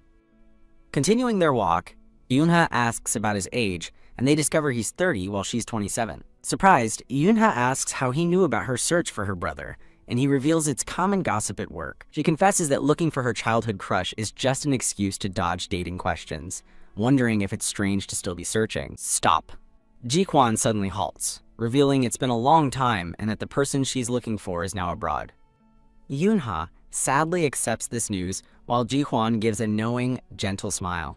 Yoonha then asks why he gave her money, and he confesses he's a fan of her channel, confirming he's her supportive commenter, Justice. Ji-hwan asks if Yena is exploiting her, but Yoonha insists she is simply repaying a favor. She passionately defends Yena as not being a bad person, though Ji-hwan seems doubtful about the nature of her cleaning. Yoonha explains that Yena generously provides most of the toys she gives to the children's ward. In a fond memory, she recalls Yena's kindness to a young girl, insisting she cares for children deeply. Ji-hwan quietly observes that in Yoonha's eyes, There are no bad people in the world. Yoonha tells a silly cat pun, making Ji-hwan burst into hearty laughter. Startled, their lighthearted moment is broken when a young boy on the sidewalk shouts, "Mommy!" The little boy stands by his scooter and begins to cry loudly, rubbing his eyes. Both Yoonha and Ji-hwan look on, completely confused by the sudden development. As Ji-hwan sets her down, Yoonha wonders aloud why a child is crying all alone. Yoonha kneels to comfort the boy, gently introducing herself as Minnie. She tries a playful distraction by raising her hands, and to her surprise, the boy stops crying for a moment, but the calm is short-lived as he wails even louder, desperately crying for his mommy. Wah! Yoonha panics, flailing her arms and wondering what to do as the boy continues to sob. Her eyes land on his monster-themed shoes, sparking a sudden realization. The three of them stand together on the grass as Yoonha appears to have an idea. Ji-hwan leans in close to the boy and quietly says, "Whist." He asks the boy if he knows who he is, making Yoonha wonder if his plan is to scare the child into silence. Kneeling to the boy's level, Ji-hwan stuns Yoonha by declaring, "I'm a dinosaur superhero." Whoa! Ji-hwan strikes a heroic pose, proclaiming his dedication to justice and leaving Yoonha flabbergasted by his dinosaur superhero act. She recognizes the character from the cartoon Dinosaur Warrior Dinos, thinking his large frame fits the role perfectly. Huck! He claims his facial scar is from a battle with the villain Veloki, shocking Yoonha with his detailed knowledge of the show. The boy, though still doubtful, asks if he's really the dinosaur captain, and Ji-hwan offers to prove it. With a few determined footsteps, Ji-hwan walks away, leaving Yoonha and the boy watching in confusion. He firmly grabs a large decorative boulder nearby, preparing for his demonstration. To everyone's shock, he effortlessly lifts the massive boulder over his head. "You're not Ji-hwan, so don't even try this at home." Clap, clap, clap. The boy cheers in awe, while a stunned Yoonha can't believe he's lifting the rock as if it were foam. After setting the rock down, they ask the now impressed boy for his mom's location or phone number. The boy hopefully asks if Captain will take him to his mom, and Ji-hwan gently agrees, asking where they were separated. The boy points confidently, explaining he last saw his mom in front of the nearby department store. Yoonha realizes the store is a short walk away, and, despite her injured ankle, insists she can make it if they go slowly. Ji-hwan declares it's time to find his mom and easily picks the boy up. With the happy boy perched on his shoulders, Ji-hwan sets off, with Yoonha walking carefully beside them. The boy asks why the dinosaur captain is here, and Ji-hwan explains he came for a lost child, making Yoonha think the hero role suits him well. Whispering, Yoonha asks how he's so familiar with the cartoon, and he explains he plays with kids at a local daycare. Just as Yoonha declares they're safe, they spot a frantic woman who appears to be the boy's mother. The mother cries out her son's name, in song Ah, her face a mix of shock and relief. The boy happily greets his mom as she rushes over, anxiously checking if he's hurt anywhere. She pulls him into a tight hug, scolding him for worrying her so much as Yoonha watches the emotional reunion. But as the mother looks up at Ji-hwan, her expression shifts from relief to suspicion as she asks who he is. Her tone turns accusatory as she angrily demands to know who they are for taking her child, leaving Yoonha bewildered. Yoonha stands frozen, looking utterly stunned and hurt by the mother's sudden hostility. The mother protectively pulls her son back, asking how they lured him.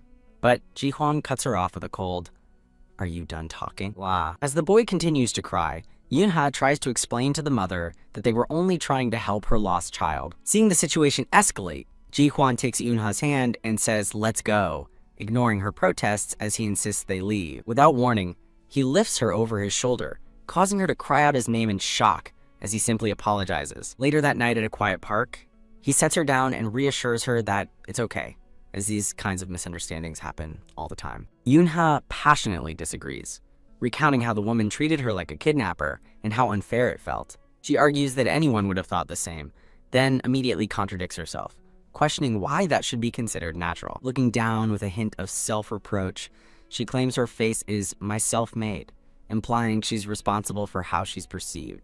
Ji-hwan watches her with a gentle, knowing smile under the soft glow of a street lamp. Back at his office, a blonde-haired colleague asks Ji-hwan why he returned so late, but he dismisses it as nothing, clattering. The colleague places a cute, dog-faced cake on the desk as a snack, causing Ji-hwan to let out a small PFFT. When asked why he is laughing, Ji-hwan covers his amusement and tells his colleague to go rest.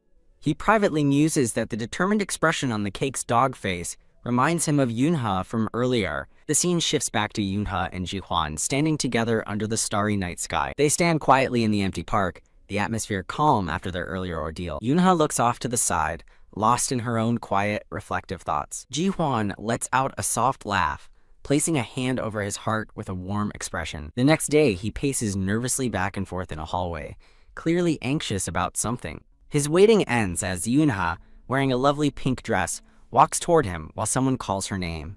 She happily greets Ji-hwan, who compliments her on looking even prettier today, making her blush. He asks how her leg is, and she cheerfully confirms that it's all better now. Ji-hwan shyly invites her to have dinner with him, explaining that some good meat was delivered, leaving them both feeling a little awkward. Slam! Yoonha suddenly bolts into a room and shuts the door, leaving a completely bewildered Ji-hwan staring at it. Utterly confused, Ji-hwan wonders what just happened, and if she has some hidden concern. He worries that Kang Yena might have bothered her again, just as a sudden edge erupts from inside the room. The door flies open to reveal an ecstatic Yoonha, who excitedly announces that she's received a message. She joyfully tells a stunned Ji-hwan that she got a message from her brother, saying he's here. Panicking, Yoonha realizes this isn't the time to dally. She has to rush home to change and put on makeup. Shouting, "I am leaving," she runs off, leaving Ji-hwan behind. Ba-bam! Ji-hwan clutches his chest, his heart pounding as he watches her go. Giggling with unrestrained joy, Yoonha is certain the person she's meeting is her brother, Hyun-woo. Arriving at a sleek, modern building, she looks around, wondering where he is. Inside a cafe, she checks her phone, noting she still has 15 minutes and wondering if he's arrived yet. While waiting, she fiddles with her dress, worrying that her photo shoot outfit might be too childish and hoping he won't be disappointed. She daydreams about how her brother might look now, picturing a handsome man in a forensic uniform and hoping he isn't married. As time ticks by, she begins to worry, wondering if it's possible he's not coming after all. Her thoughts are interrupted when a man in a dark suit approaches her table, and she looks up in confusion. He stands before her as she sits, looking up at him expectantly. Her eyes widen and she blushes, a hopeful thought crossing her mind. Could it really be him? The man introduces himself as her brother's classmate from a training course, explaining he's heard a lot about her as he offers a business card. Taking the card, she listens as he explains that he had asked someone named Se-hun for the chance to meet her. Her hope shatters as she asks if he's not Hyun-woo, to which he confusedly repeats the name. Overwhelmed with disappointment, she realizes he doesn't even know her brother, and that her hopes of a reunion were misplaced. Apologizing curtly, she says she's leaving and quickly stands up from her chair. As she turns to go, the man calls out her name, but she doesn't stop. Rushing away with tears in her eyes, she desperately thinks to herself, "Brother, you're still alive, right?" A sweet memory of a younger Yoonha laughing happily with Ji-hwan surfaces. Back in his office, Ji-hwan looks down at his phone with a forlorn expression, wondering if there's any hope for him. He looks dejected, concluding to himself that she seems to like that guy, her brother, a lot. His blonde-haired colleague asks about dinner, but Ji-hwan, covering his face in despair, says he wants to be alone and tells him to eat without him. His blonde-haired colleague, Il-young, respectfully obliges and leaves him alone in the office. Later, at his home, Ji-hwan is startled by an arrival, apologizing to his sister and questioning the word in his thoughts. As Il-young prepares to leave the apartment, Ji-hwan tells him to come back and visit again soon.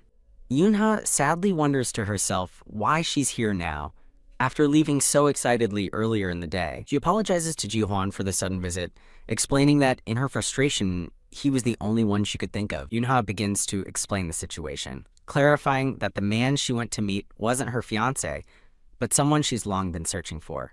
Ji-hwan asks who he is, prompting a moment of quiet hesitation from Yoonha.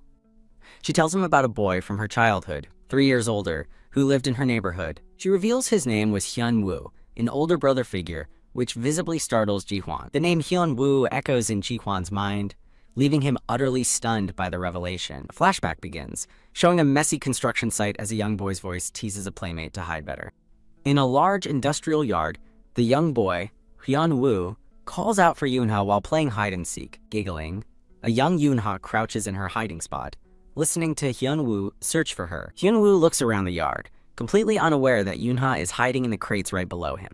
He finds her, playfully conceding that she has won the game, and calls out her name. Hyun-woo suggests it's time to go home, and Yoonha happily agrees, worried they'll be scolded for being late. Clanking, their game is abruptly interrupted by the arrival of two menacing men, one demanding to know where a girl was seen. Hyunwoo quickly pulls Yoonha down to hide, warning her it's dangerous as the men discuss their boss's orders to find her. One of the thugs confirms seeing a girl who looks like her, while the other vows to find that bitch no matter what.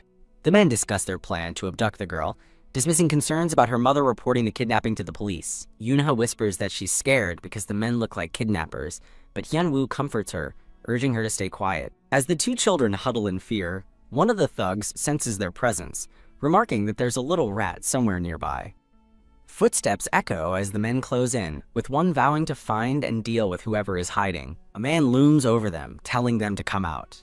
As Hyunwoo realizes they're discovered, and shushes a terrified Yoonha.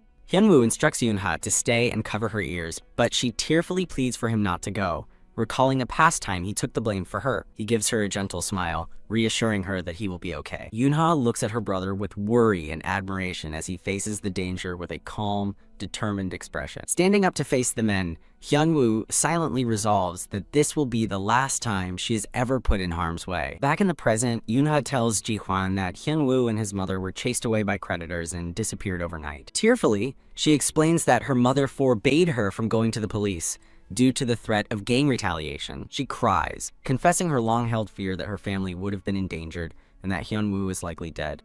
Overwhelmed with fear, she asks Ji-hwan for reassurance that Hyunwoo is still alive, admitting it's her first time telling anyone. Ji-hwan looks at her with a steady gaze and calmly tells her, "Probably not."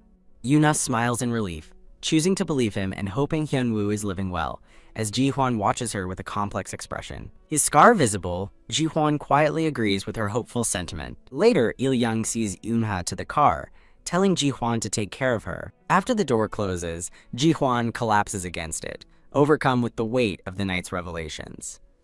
Touching his cheek, he finally understands with dawning certainty. He is Hyunwoo, the person Yoonha has been searching for all along. He painfully recalls Yoonha's tears, now fully grasping the depth of her 17 years of searching. He reflects on the 17 years that have passed, stunned that she remembered him when he thought he was forgotten. Looking at his calloused hands, he realizes it's no wonder she can't recognize him now. He thinks about how drastically different he is now compared to the child he used to be. He laments that he became a former gangster instead of a prosecutor, a life so far from what she would have imagined. In the car, Yoonha feels a sense of peace, realizing her conversation with Ji-hwan explains why she's been dreaming of Hyunwoo. She muses that while Ji-hwan and her memory of Hyunwoo are so different, they both possess the same calm, reassuring eyes.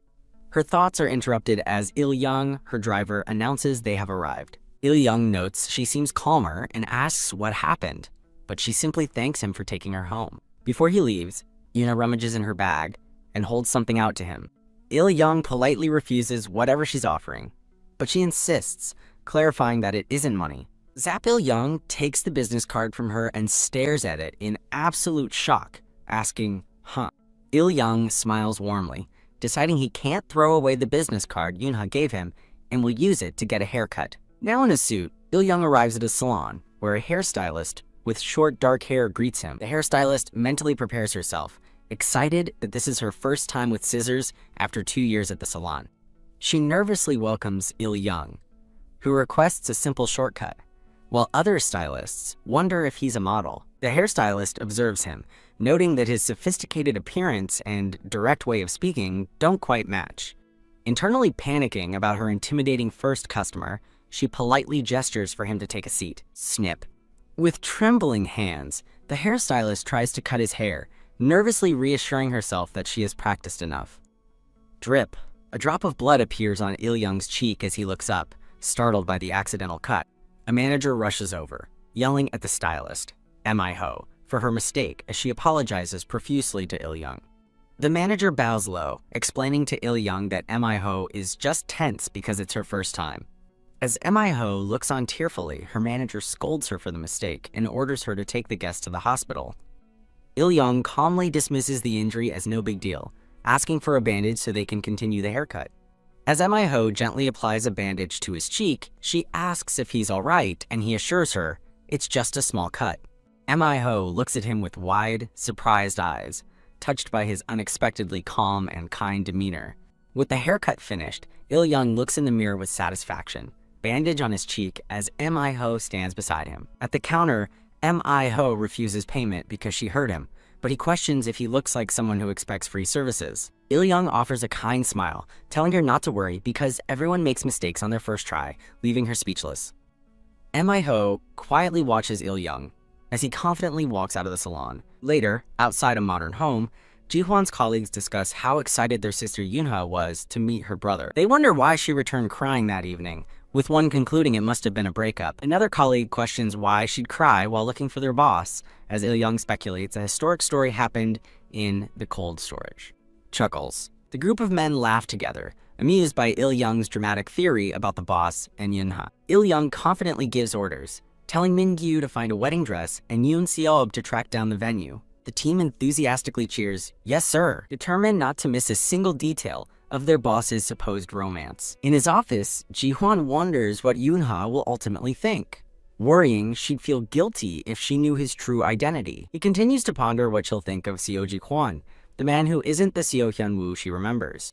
Elsewhere, a heartbroken Yoonha can't stop thinking about Ji-hwan, despite her confusion and sadness. The office door bursts open as his team, wearing party hats, loudly congratulates Ji-hwan on starting to date.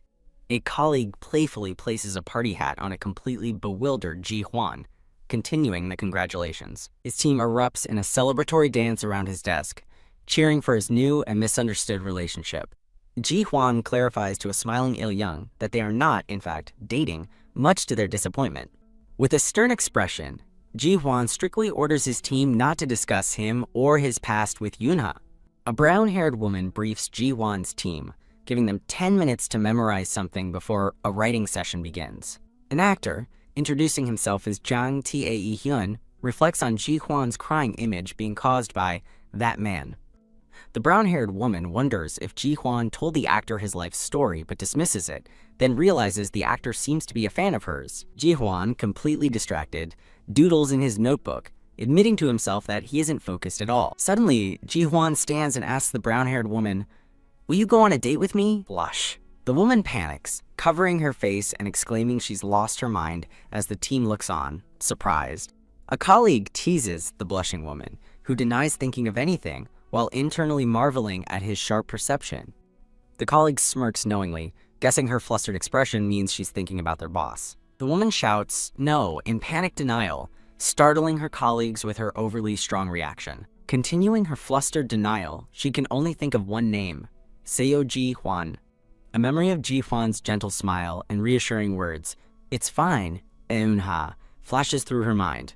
Lost in thought, she imagines Ji-hwan comforting Eunha, whispering his name to herself. Her colleagues review the script, confused by the gangster character's gentle nature and admitting they don't understand the role.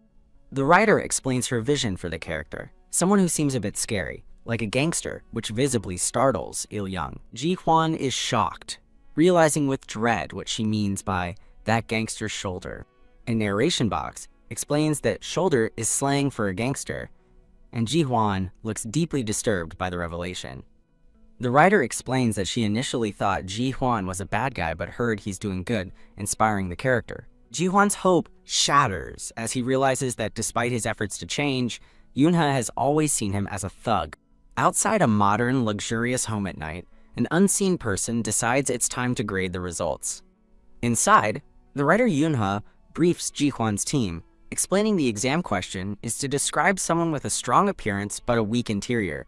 As the team's incorrect answers are revealed, Yoonha giggles at their amusing attempt to describe chicken, while Il-young and another man look confused. The men joke with each other, with one teasing another for copying, as Il-young suggests their boss would know the answer. Yoonha thinks they're all copying. Yoonha bursts into laughter, clutching her stomach as a colleague asks why she's laughing so hard. Wiping a tear away, she reflects that the scary men are innocent like children, and that she's enjoying her classes.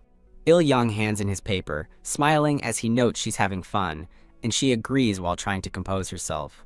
Il-young points forward, cheekily calling out his colleague for using the term big brother, and the other man agrees with a laugh.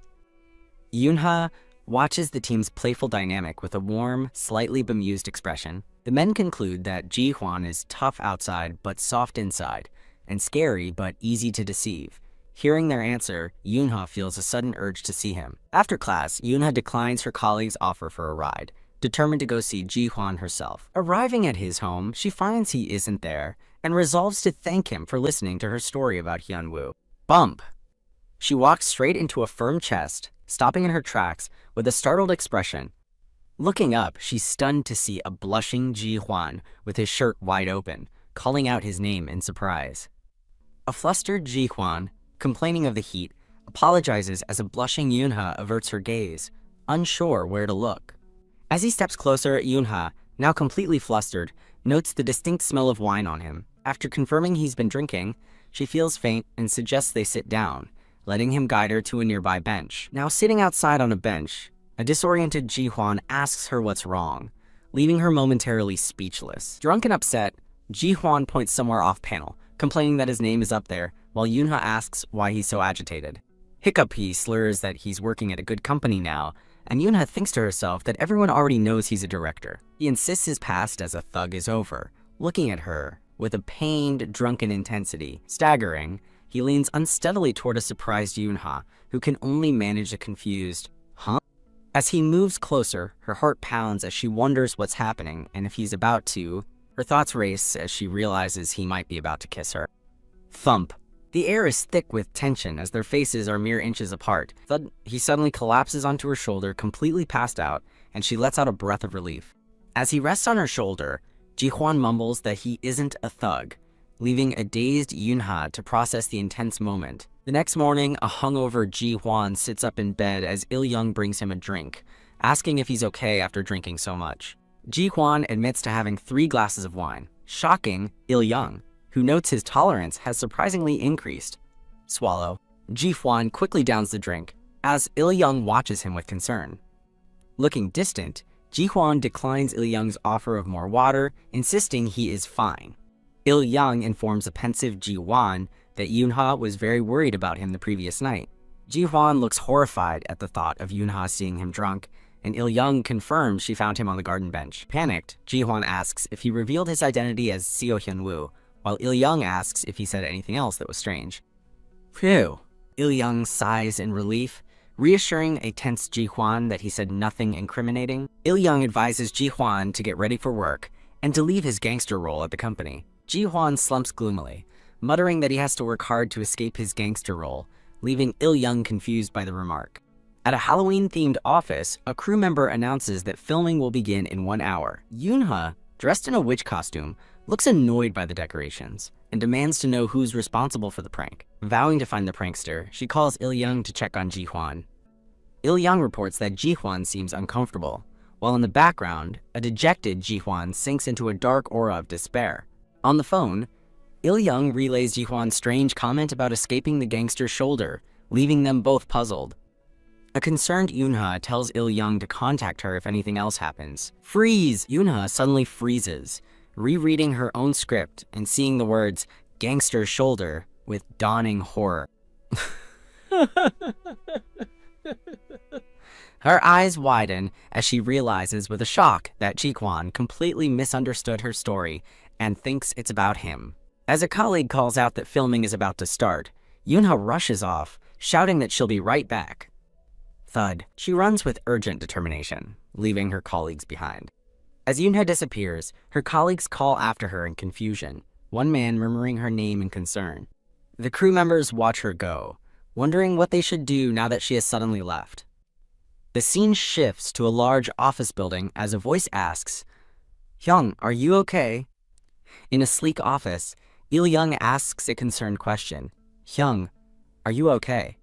Ji-hwan, sitting dejectedly at his desk, dismisses Il-young's offer of hangover soup and tells his team to eat without him. Standing alone in a closing elevator, Ji-hwan wears a somber expression. The doors open to a group of employees, one of whom apologizes for being on the wrong floor and asks to ride the elevator with him. Ji-hwan's imposing presence terrifies the other employees as he internally resigns himself to the idea that he's still seen as a thug.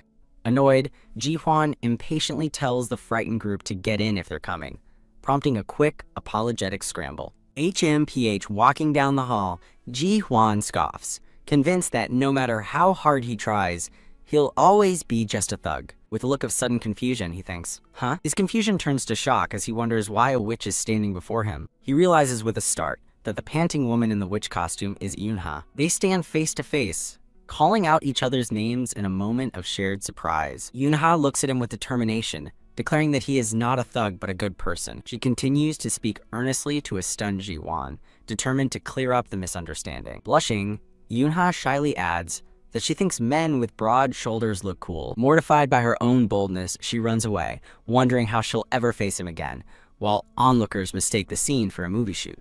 Blush. A completely flustered Ji-hwan covers his mouth, his face bright red. As Ji-hwan facepalms in embarrassment, a man with glasses and a box approaches him. The man asks Ji-hwan to take a survey and donate to a children's charity, and Ji-hwan immediately pulls out his wallet. The man is stunned by the large amount of cash Ji-hwan stuffs into the donation box, as Ji-hwan simply tells him to ensure it gets delivered properly. The volunteer thanks him profusely, promising him blessings.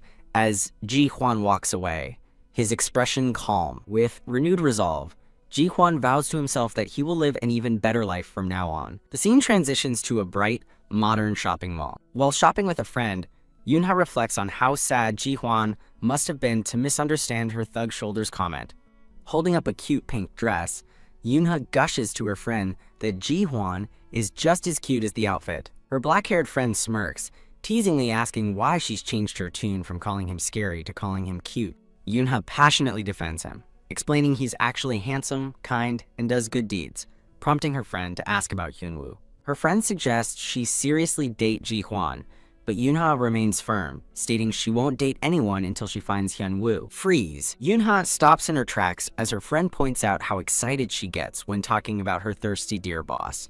Blushing at the observation, Yoonha confirms she still hasn't given up on finding Hyunwoo. Her friend offers enthusiastic encouragement for finding him, which Yoonha finds a bit suspicious. With a dreamy expression, the friend confesses she now understands, as she too has started liking someone she barely knows. Surprised, Yoonha asks her friend who this mystery person is. At home, Ji-hwan discusses exercise with his team, deciding that training with a crossbar is the most effective. Flexing for Il-young, he marvels at how someone can have shoulders so broad they look like they're wearing a rugby jacket. Posing, he asks a bewildered Il-young what truly defines a man. Ji-hwan proudly shows off his muscular physique with a confident pose. Announcing he's off to exercise, Ji-hwan leaves his team behind. Yoonha appears, now radiantly dressed in the new pink outfit she bought at the mall. Il-young compliments her beautiful dress, but she shyly claims she just wanted to feel the autumn atmosphere. She beams, inwardly thrilled to be wearing her new dress for the first time. Yoonha asks where Ji-hwan is, and Il-young tells her he's in the basement gym, leaving her flustered and amazed that the house has one. Il-young leads her to the gym entrance, remarking that it's more fun than a club, but Yoonha finds it even scarier. Peeking inside, she's surprised to find the gym is bright and more spacious than she'd imagined. She steps inside and calls out, "Ji-hwan, are you here?"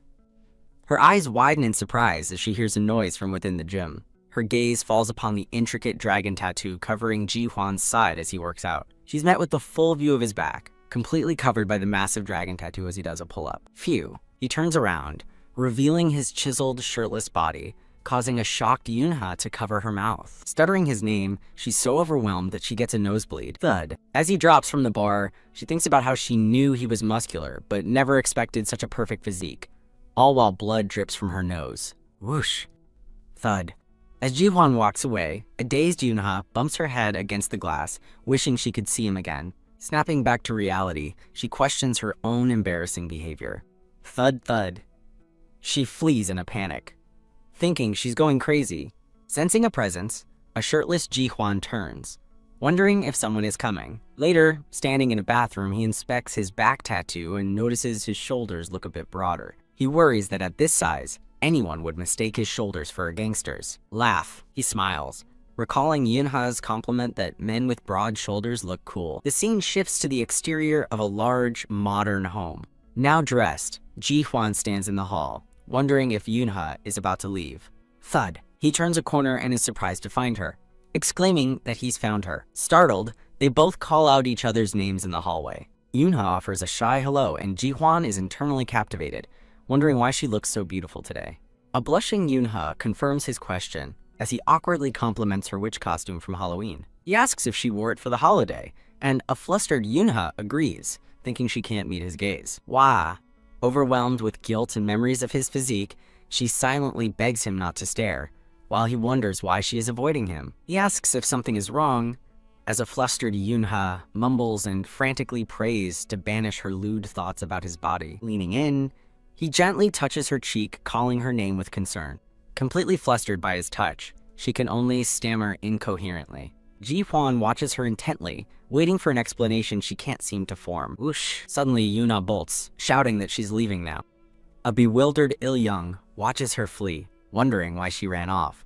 The scene changes to Yoonha in her pajamas, looking around her own room in confusion, as if in a dream. In her dream, a sparkling shirtless Ji-hwan beckons her to touch him, leaving a stunned Yoonha to gasp in disbelief. Her dream focuses on his perfectly sculpted, glistening abs. Overcome with temptation, she thinks, "Oh my," as she leans forward. View. In her dream, she trips while reaching for his tattooed back and realizes she's falling. Bang. She wakes up with a thud on her bedroom floor, realizing how crazy she's being. Frantically scratching her head, she panics about dreaming of a shirtless Ji-hwan for 3 days straight and tells herself to snap out of it. With grim determination, she decides that for now, she has no choice but to stay away from Ji-hwan. Sometime later, a thought bubble announces the end of her tutoring lesson at the modern house. Il-young and his men bow as she leaves, offering to escort her home. Yoonha frantically rejects their offer, and Il-young's suggestion for Ji-hwan to pick her up, insisting she drove herself. She scurries away, glancing over her shoulder to make sure Ji-hwan isn't following before she turns the corner. She runs right into Ji-hwan, who asks if her lesson is over. He invites her to dinner, but a flustered Yoonha tries to decline, saying it's not necessary. Mortified and surrounded by a dark aura of anxiety, she thinks she can't possibly look him in the face. A concerned Ji-hwan asks if he did something wrong, while Yoonha stammers nervously. He sincerely asks her to tell him the truth, so he can apologize and fix it. He reminds her that she called him a good person, so he's confused by her sudden avoidance. As Yoonha hesitates, he earnestly asks for a chance to fix whatever mistake he made. Yoonha finally admits it's her fault, not his, leaving a confused Ji-hwan to ask what she means. She internally struggles, wanting to stop the awkward conversation as he stares at her intently. They stand facing each other in a moment of tense silence. Ji-hwan explains he wants to remain a good person in her eyes and won't force her, but he admits that he will be very distressed if she leaves like this. Blushing furiously, she's flustered by his claim that he might not be able to eat, sleep, or rest because of this. She wonders what he's talking about, as he directly asks her to explain why she is avoiding him. On the verge of tears from embarrassment, she struggles to find the words to explain the real reason. Mortified, Yoonha panics, internally shouting that she doesn't know what to say. Overwhelmed with embarrassment, she gives up trying to find an excuse. Blushing furiously, she blurts out the truth. She started liking his body. She recalls how he hugged and carried her, adding to her embarrassment. She confesses she saw him exercising and found his body cool, then worries he must be angry. She admits she keeps thinking about his body and wants to hug it again, immediately panicking at her own words. Crying comical tears, she berates herself for sounding like a pervert with her blunt confession. Freeze. As a stunned Ji-hwan covers his mouth, Yoonha misreads his shock as anger and begins to panic. Believing she's upset him, she closes her eyes and apologizes for making him feel uncomfortable. While Yoonha regrets her words, Ji-hwan realizes she doesn't hate him, she's just shy. A blushing Ji-hwan is overcome with joy and an intense desire to hug her. When he reassures her that he doesn't feel uncomfortable at all, she looks up in surprise. He looks at her with a gentle, blushing smile, admitting that he's incredibly happy. His joyful reaction leaves Yoonha stunned as a thought begins to form. Mustering her courage, she directly asks him, "Do you like me?" He hesitates for a moment, his expression serious as he considers her question. With a look of gentle resolve, he closes his eyes and softly confesses, yes. He apologizes for someone like him daring to care for her, explaining that he tried not to. Looking directly into her eyes, he finally confesses, "I like you, Yoonha." Yoonha clarifies that she's still devoted to Hyun-woo, but Ji-hwan is simply moved, thinking to himself that he is, in fact, Seo Hyun-woo. Thump. He smiles, realizing her loyalty to her memory of Hyun-woo has exceeded all his expectations. Thump thump. He resolves that in the future she will look only towards him, as a stunned Yoonha's heart pounds in her chest. He gently takes her hand, and they stand together, sharing a quiet, sparkling moment. The scene transitions to the exterior of a modern office building. As a conflicted Yoonha walks away, Ji-hwan vows to do his best, so she will always look toward him. On the phone, she muses that while Ji-hwan is a good person, her commitment to Hyun-woo will ultimately extinguish his hopes. As she leaves, a woman with long, dark red hair calls out for her to wait. The woman Yena comments that Yeonha looks tired, and Yeonha greets her in return. Yena announces she is going to Europe for 10 days, leaving Yoonha surprised. She explains that she needs the trip to clear her head. Yena explains that while she is away, there will be no new toys or videos for the children. Yeonha thanks her for the advance notice, thinking Yena is surprisingly gentle as she prepares to leave. Sin. Yoonha wishes her a safe trip, admiring how cool and composed she is. She worries that the children will be disappointed without any toys and wonders what she can do. Making a decision, she calls Il-young to ask for a favor. Il-young listens intently on the other end of the line. Losing her nerve, she laughs awkwardly and says it was nothing, thinking she can't bring herself to ask. Beep, beep, beep. The call ends abruptly, leaving him staring at his phone. He turns away, still holding the phone, wondering what just happened with her. Walking alone, she chides herself for being so untalented and unable to ask for help. She resolves to thank Kang Yena when she returns, admiring her confident nature. She arrives at the performance room, surprised to find it empty. Looking around, she wonders why the children aren't there, since they always arrive before the show starts. Suddenly, she spots the children running into the room with new toys, excitedly calling out for Minnie.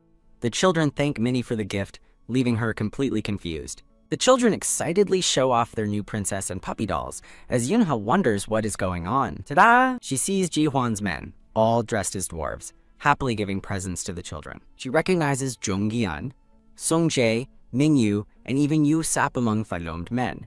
Finally, she spots Il-young, also in costume, who turns and greets her with a cheerful smile. A surprised Yoonha asks the costumed men what they are all doing here. Il-young reports to Minnie that they've calmed the children as requested, while Yoonha recognizes his voice from a troubling memory. Yoonha asks Il-young if he's disguised as Peter Pan, and he poses with a confident A. She realizes they're all dressed as dwarfs and is shocked that such tough-looking men are in costume. Whisper. A little girl tells Minnie that the dwarf, referring to Il-young, is very beautiful. Someone off-panel calls out, "Hey, kid," startling the little girl. Rub, rub. He pats her head with a smile, praising her for learning well. Yoonha thinks that, thanks to Il-young and the others, the children seem happier than ever. Newly determined to do her best, a chibi Yoonha clenches her fists and cheerfully greets everyone. Later, sitting on a bench with Ji-hwan, Yoonha thanks him, confirming that Il-young told her he sent the gifts. She happily reports that the kids loved the presents, and Ji-hwan asks how she felt about it. Ji-hwan smiles gently, admitting that he did it all for her. Blushing furiously, Yoonha is flustered as Ji-hwan explains that what truly matters is her feelings. She stammers that she's very happy, and Ji-hwan replies that her happiness makes him happy too. Ji-hwan watches her with a serious, thoughtful gaze. Yoonha tells him he's kind, but asks him not to do such things in the future, prompting a confused Ji-hwan to ask why. She explains that he's wasting his time, as her heart belongs to her benefactor and ideal model, Hyun-woo. Ji-hwan asks her what exactly she likes about Hyun-woo, catching her off guard. Smiling wistfully, Yoonha says she loves Hyun-woo's sweet voice when he calls her name. She fondly lists his talents, sports, piano, and his handsome, tall appearance. Ji-hwan listens with a complex, unreadable expression. He suddenly covers his mouth, looking pained, which makes Yoonha worry that she's hurt his feelings. To her surprise, Ji-hwan bursts into hearty laughter. As he continues to laugh, Yoonha is stunned, thinking that she's never seen him smile like this before. She cautiously wonders who his smile reminds her of. It dawns on her that he looks just like Hyun-woo, as he apologizes for laughing so suddenly. Thinking he'd understand if this were his true personality, she encourages him to laugh more. As she stands, she muses that Hyun-woo might laugh too, teasing her for still liking him, which startles Ji-hwan. Ji-hwan quickly grabs her wrist, insisting that's not it. He earnestly tells a stunned Yoonha that Hyun-woo would actually be very happy. He explains that Hyun-woo would be overjoyed to know she hasn't forgotten him, and a moved Yoonha thanks him. Yoonha smiles to herself, slyly wondering how Ji-hwan could possibly know what Hyun-woo is thinking. The scene shifts to Yoonha tutoring Il-young and 3 other men, who are all diligently writing at a table. As Yoonha wonders how to make Ji-hwan give up, one of his men informs Il-young that there are 7 dwarfs, not 5. Slam. A furious Ji-hwan slams the table, incorrectly stating the fairy tale is Sleeping Beauty and asking why a sleeping princess would need 7 dwarves, leaving Yoonha to mentally facepalm at his mistake. Ji-hwan dismisses his subordinate as an uneducated idiot, leaving Il-young to look on. The men debate the fairy tale, with one questioning if dwarves even wake Snow White, earning the thought of being unobservant. Ji-hwan sighs in exasperation at his men's ignorance. Yoonha innocently asks Ji-hwan if it's true there are 7 dwarves, to which he simply replies, yes. 2 of the men start arguing about whether their faces are too cheeky to be dwarves, while Il-young laments that everyone but him is a jerk. Yoonha watches with a nervous sweat as the men's argument intensifies with a dark aura. The mood abruptly shifts as the men discuss modern toys, and Yoonha is relieved they've stopped fighting. She suggests they just chat instead of studying, and her students roar their approval. The lesson derails as one man questions how another even graduated from elementary school. Slap in a flashback, a man recalls being an orphan unjustly accused of theft, leading him to hit his teacher in anger. He explains that after dropping out and falling in with a bad crowd, he was left in his eldest brother's care. Another man shares that he was raised by his grandmother, who sold goods at the market to support them. Thud. He recalls fighting off gangsters who bullied his grandmother, which landed him in a juvenile detention center. A third man with reddish-brown hair calmly explains that his mother remarried and he got a new stepfather. The reddish-brown-haired man continues his story, explaining that after his mother had another child, his stepfather became abusive, forcing him to run away. He smiles, telling a shocked Yoonha that while he was wandering the streets, the eldest brother found him and took him in. Yoonha reflects on their harsh pasts, thinking with empathy how difficult it must have been for men who were all so young at the time. She then turns to Il-young to ask about his story, catching the blonde-haired man by surprise. Thinking she's being intrusive, Yoonha apologizes, but Il-young smiles and reassures her that it's not a problem at all. Ji-hwan places a hand on Il-young's shoulder, encouraging him to tell Yoonha what he was like when he was young. A subordinate interjects that the one who had it hardest of all was the eldest brother, leaving Yoonha to wonder about Ji-hwan's past. After hearing their painful stories, Yoonha is filled with a new resolve to teach them as diligently as she can. With a fiery aura of determination, she suggests they all go to the bookstore, an idea her students greet with roaring enthusiasm. Thinking how nice it is to go to the bookstore together, the group arrives at the building's exterior. Inside, Yoonha generously offers to buy each of them a book, personally selecting one she believes Il-young needs. She happily browses the shelves, delighted to find another book she was looking for. Shake. She excitedly shows a workbook to Ji-hwan and Il-young, who both recoil in absolute horror. Undeterred, she proudly presents a test booklet, declaring that she wants them to work on it together. Gulp. The 3 men stare back in sheer terror, covering their mouths in unison. She continues gathering materials, suggesting they also pick up some national literature books. Hick! The overwhelming sight of textbooks causes Il-young to gag, while another man beside him begins foaming at the mouth. Il-young quickly makes an excuse, telling Yoonha they urgently need some fresh air and will be right back. Whoosh! Come back quickly. She calls after them as the men's silhouettes are seen sprinting away in a panic. Outside, the men decompress on a bench, complaining about the stress and how one of them was dying for a cigarette. Ji-hwan asks Il-young what to do now that she seems serious about the test, and Il-young reasons they should at least pretend for a while. 2 passing high school students mock the men for needing elementary-level workbooks, which infuriates them. Stand up. Ji-hwan rises and calmly confronts the students, asking if they'd like to talk. Yoonha suddenly appears and asks what they're doing, causing the students to nervously identify themselves. She acknowledges they are high school students and asks if they are good at studying, as one student defensively asks why she cares. Yoonha smiles sweetly, pointing out that since they look down on experts, they must be exceptionally good at studying themselves. One student arrogantly agrees he's good and tells her to get lost, while his friend wonders what's wrong with her. Flaming. A competitive fire ignites in Yoonha's eyes as she challenges them to prove it, terrifying her own students with her aura. Ji-hwan's men panic, remembering how her temper once sent their boss to the hospital, while the students are confused by the tense atmosphere. One of the students warily asks the confident Yoonha what she's planning to do. Thud.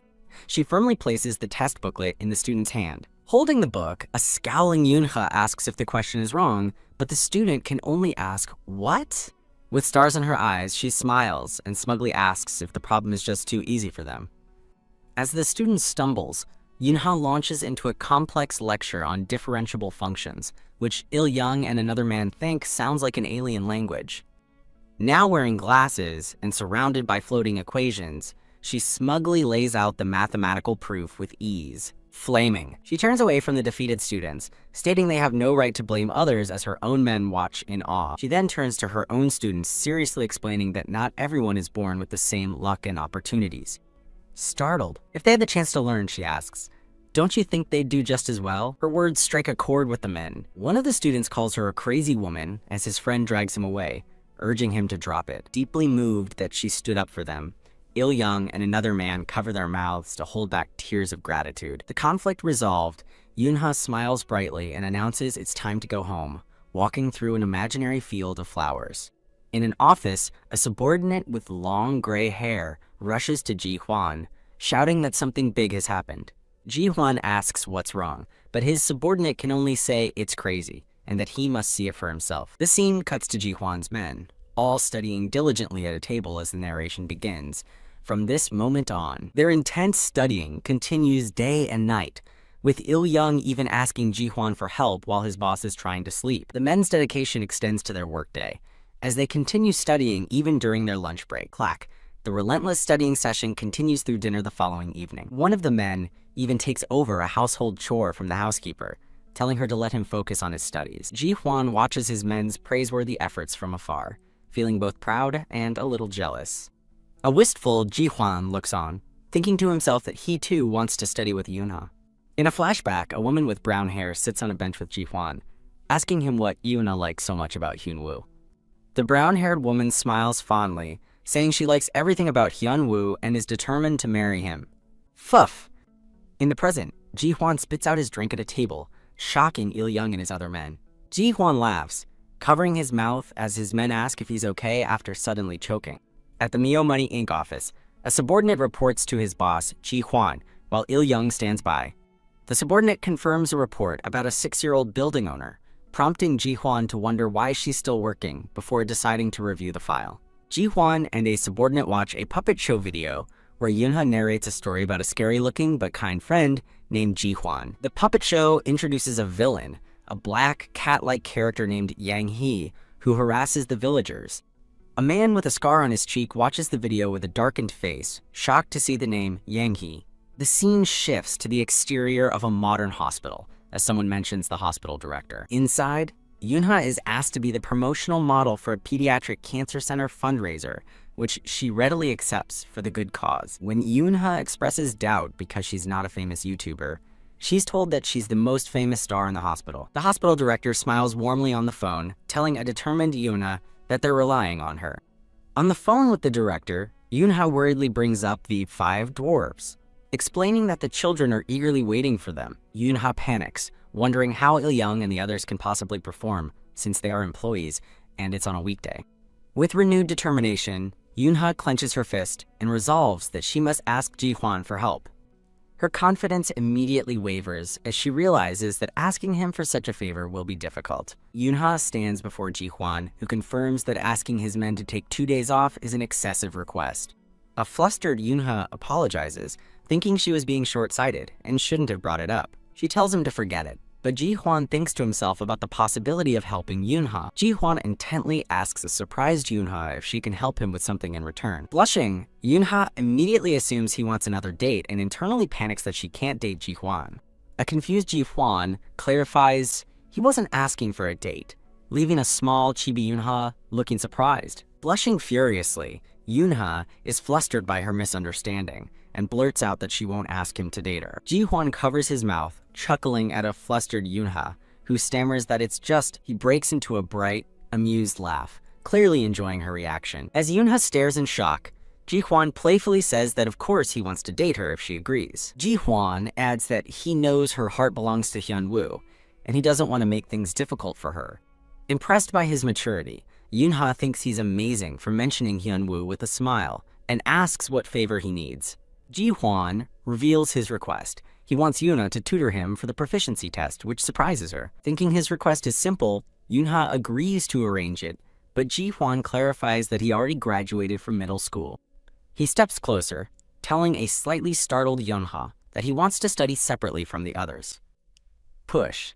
Ji-hwan pins Yoonha against the wall, leaving her shocked as he begins to speak. Leaning closer, he tells a nervous-looking Yoonha that the class will be just the two of them.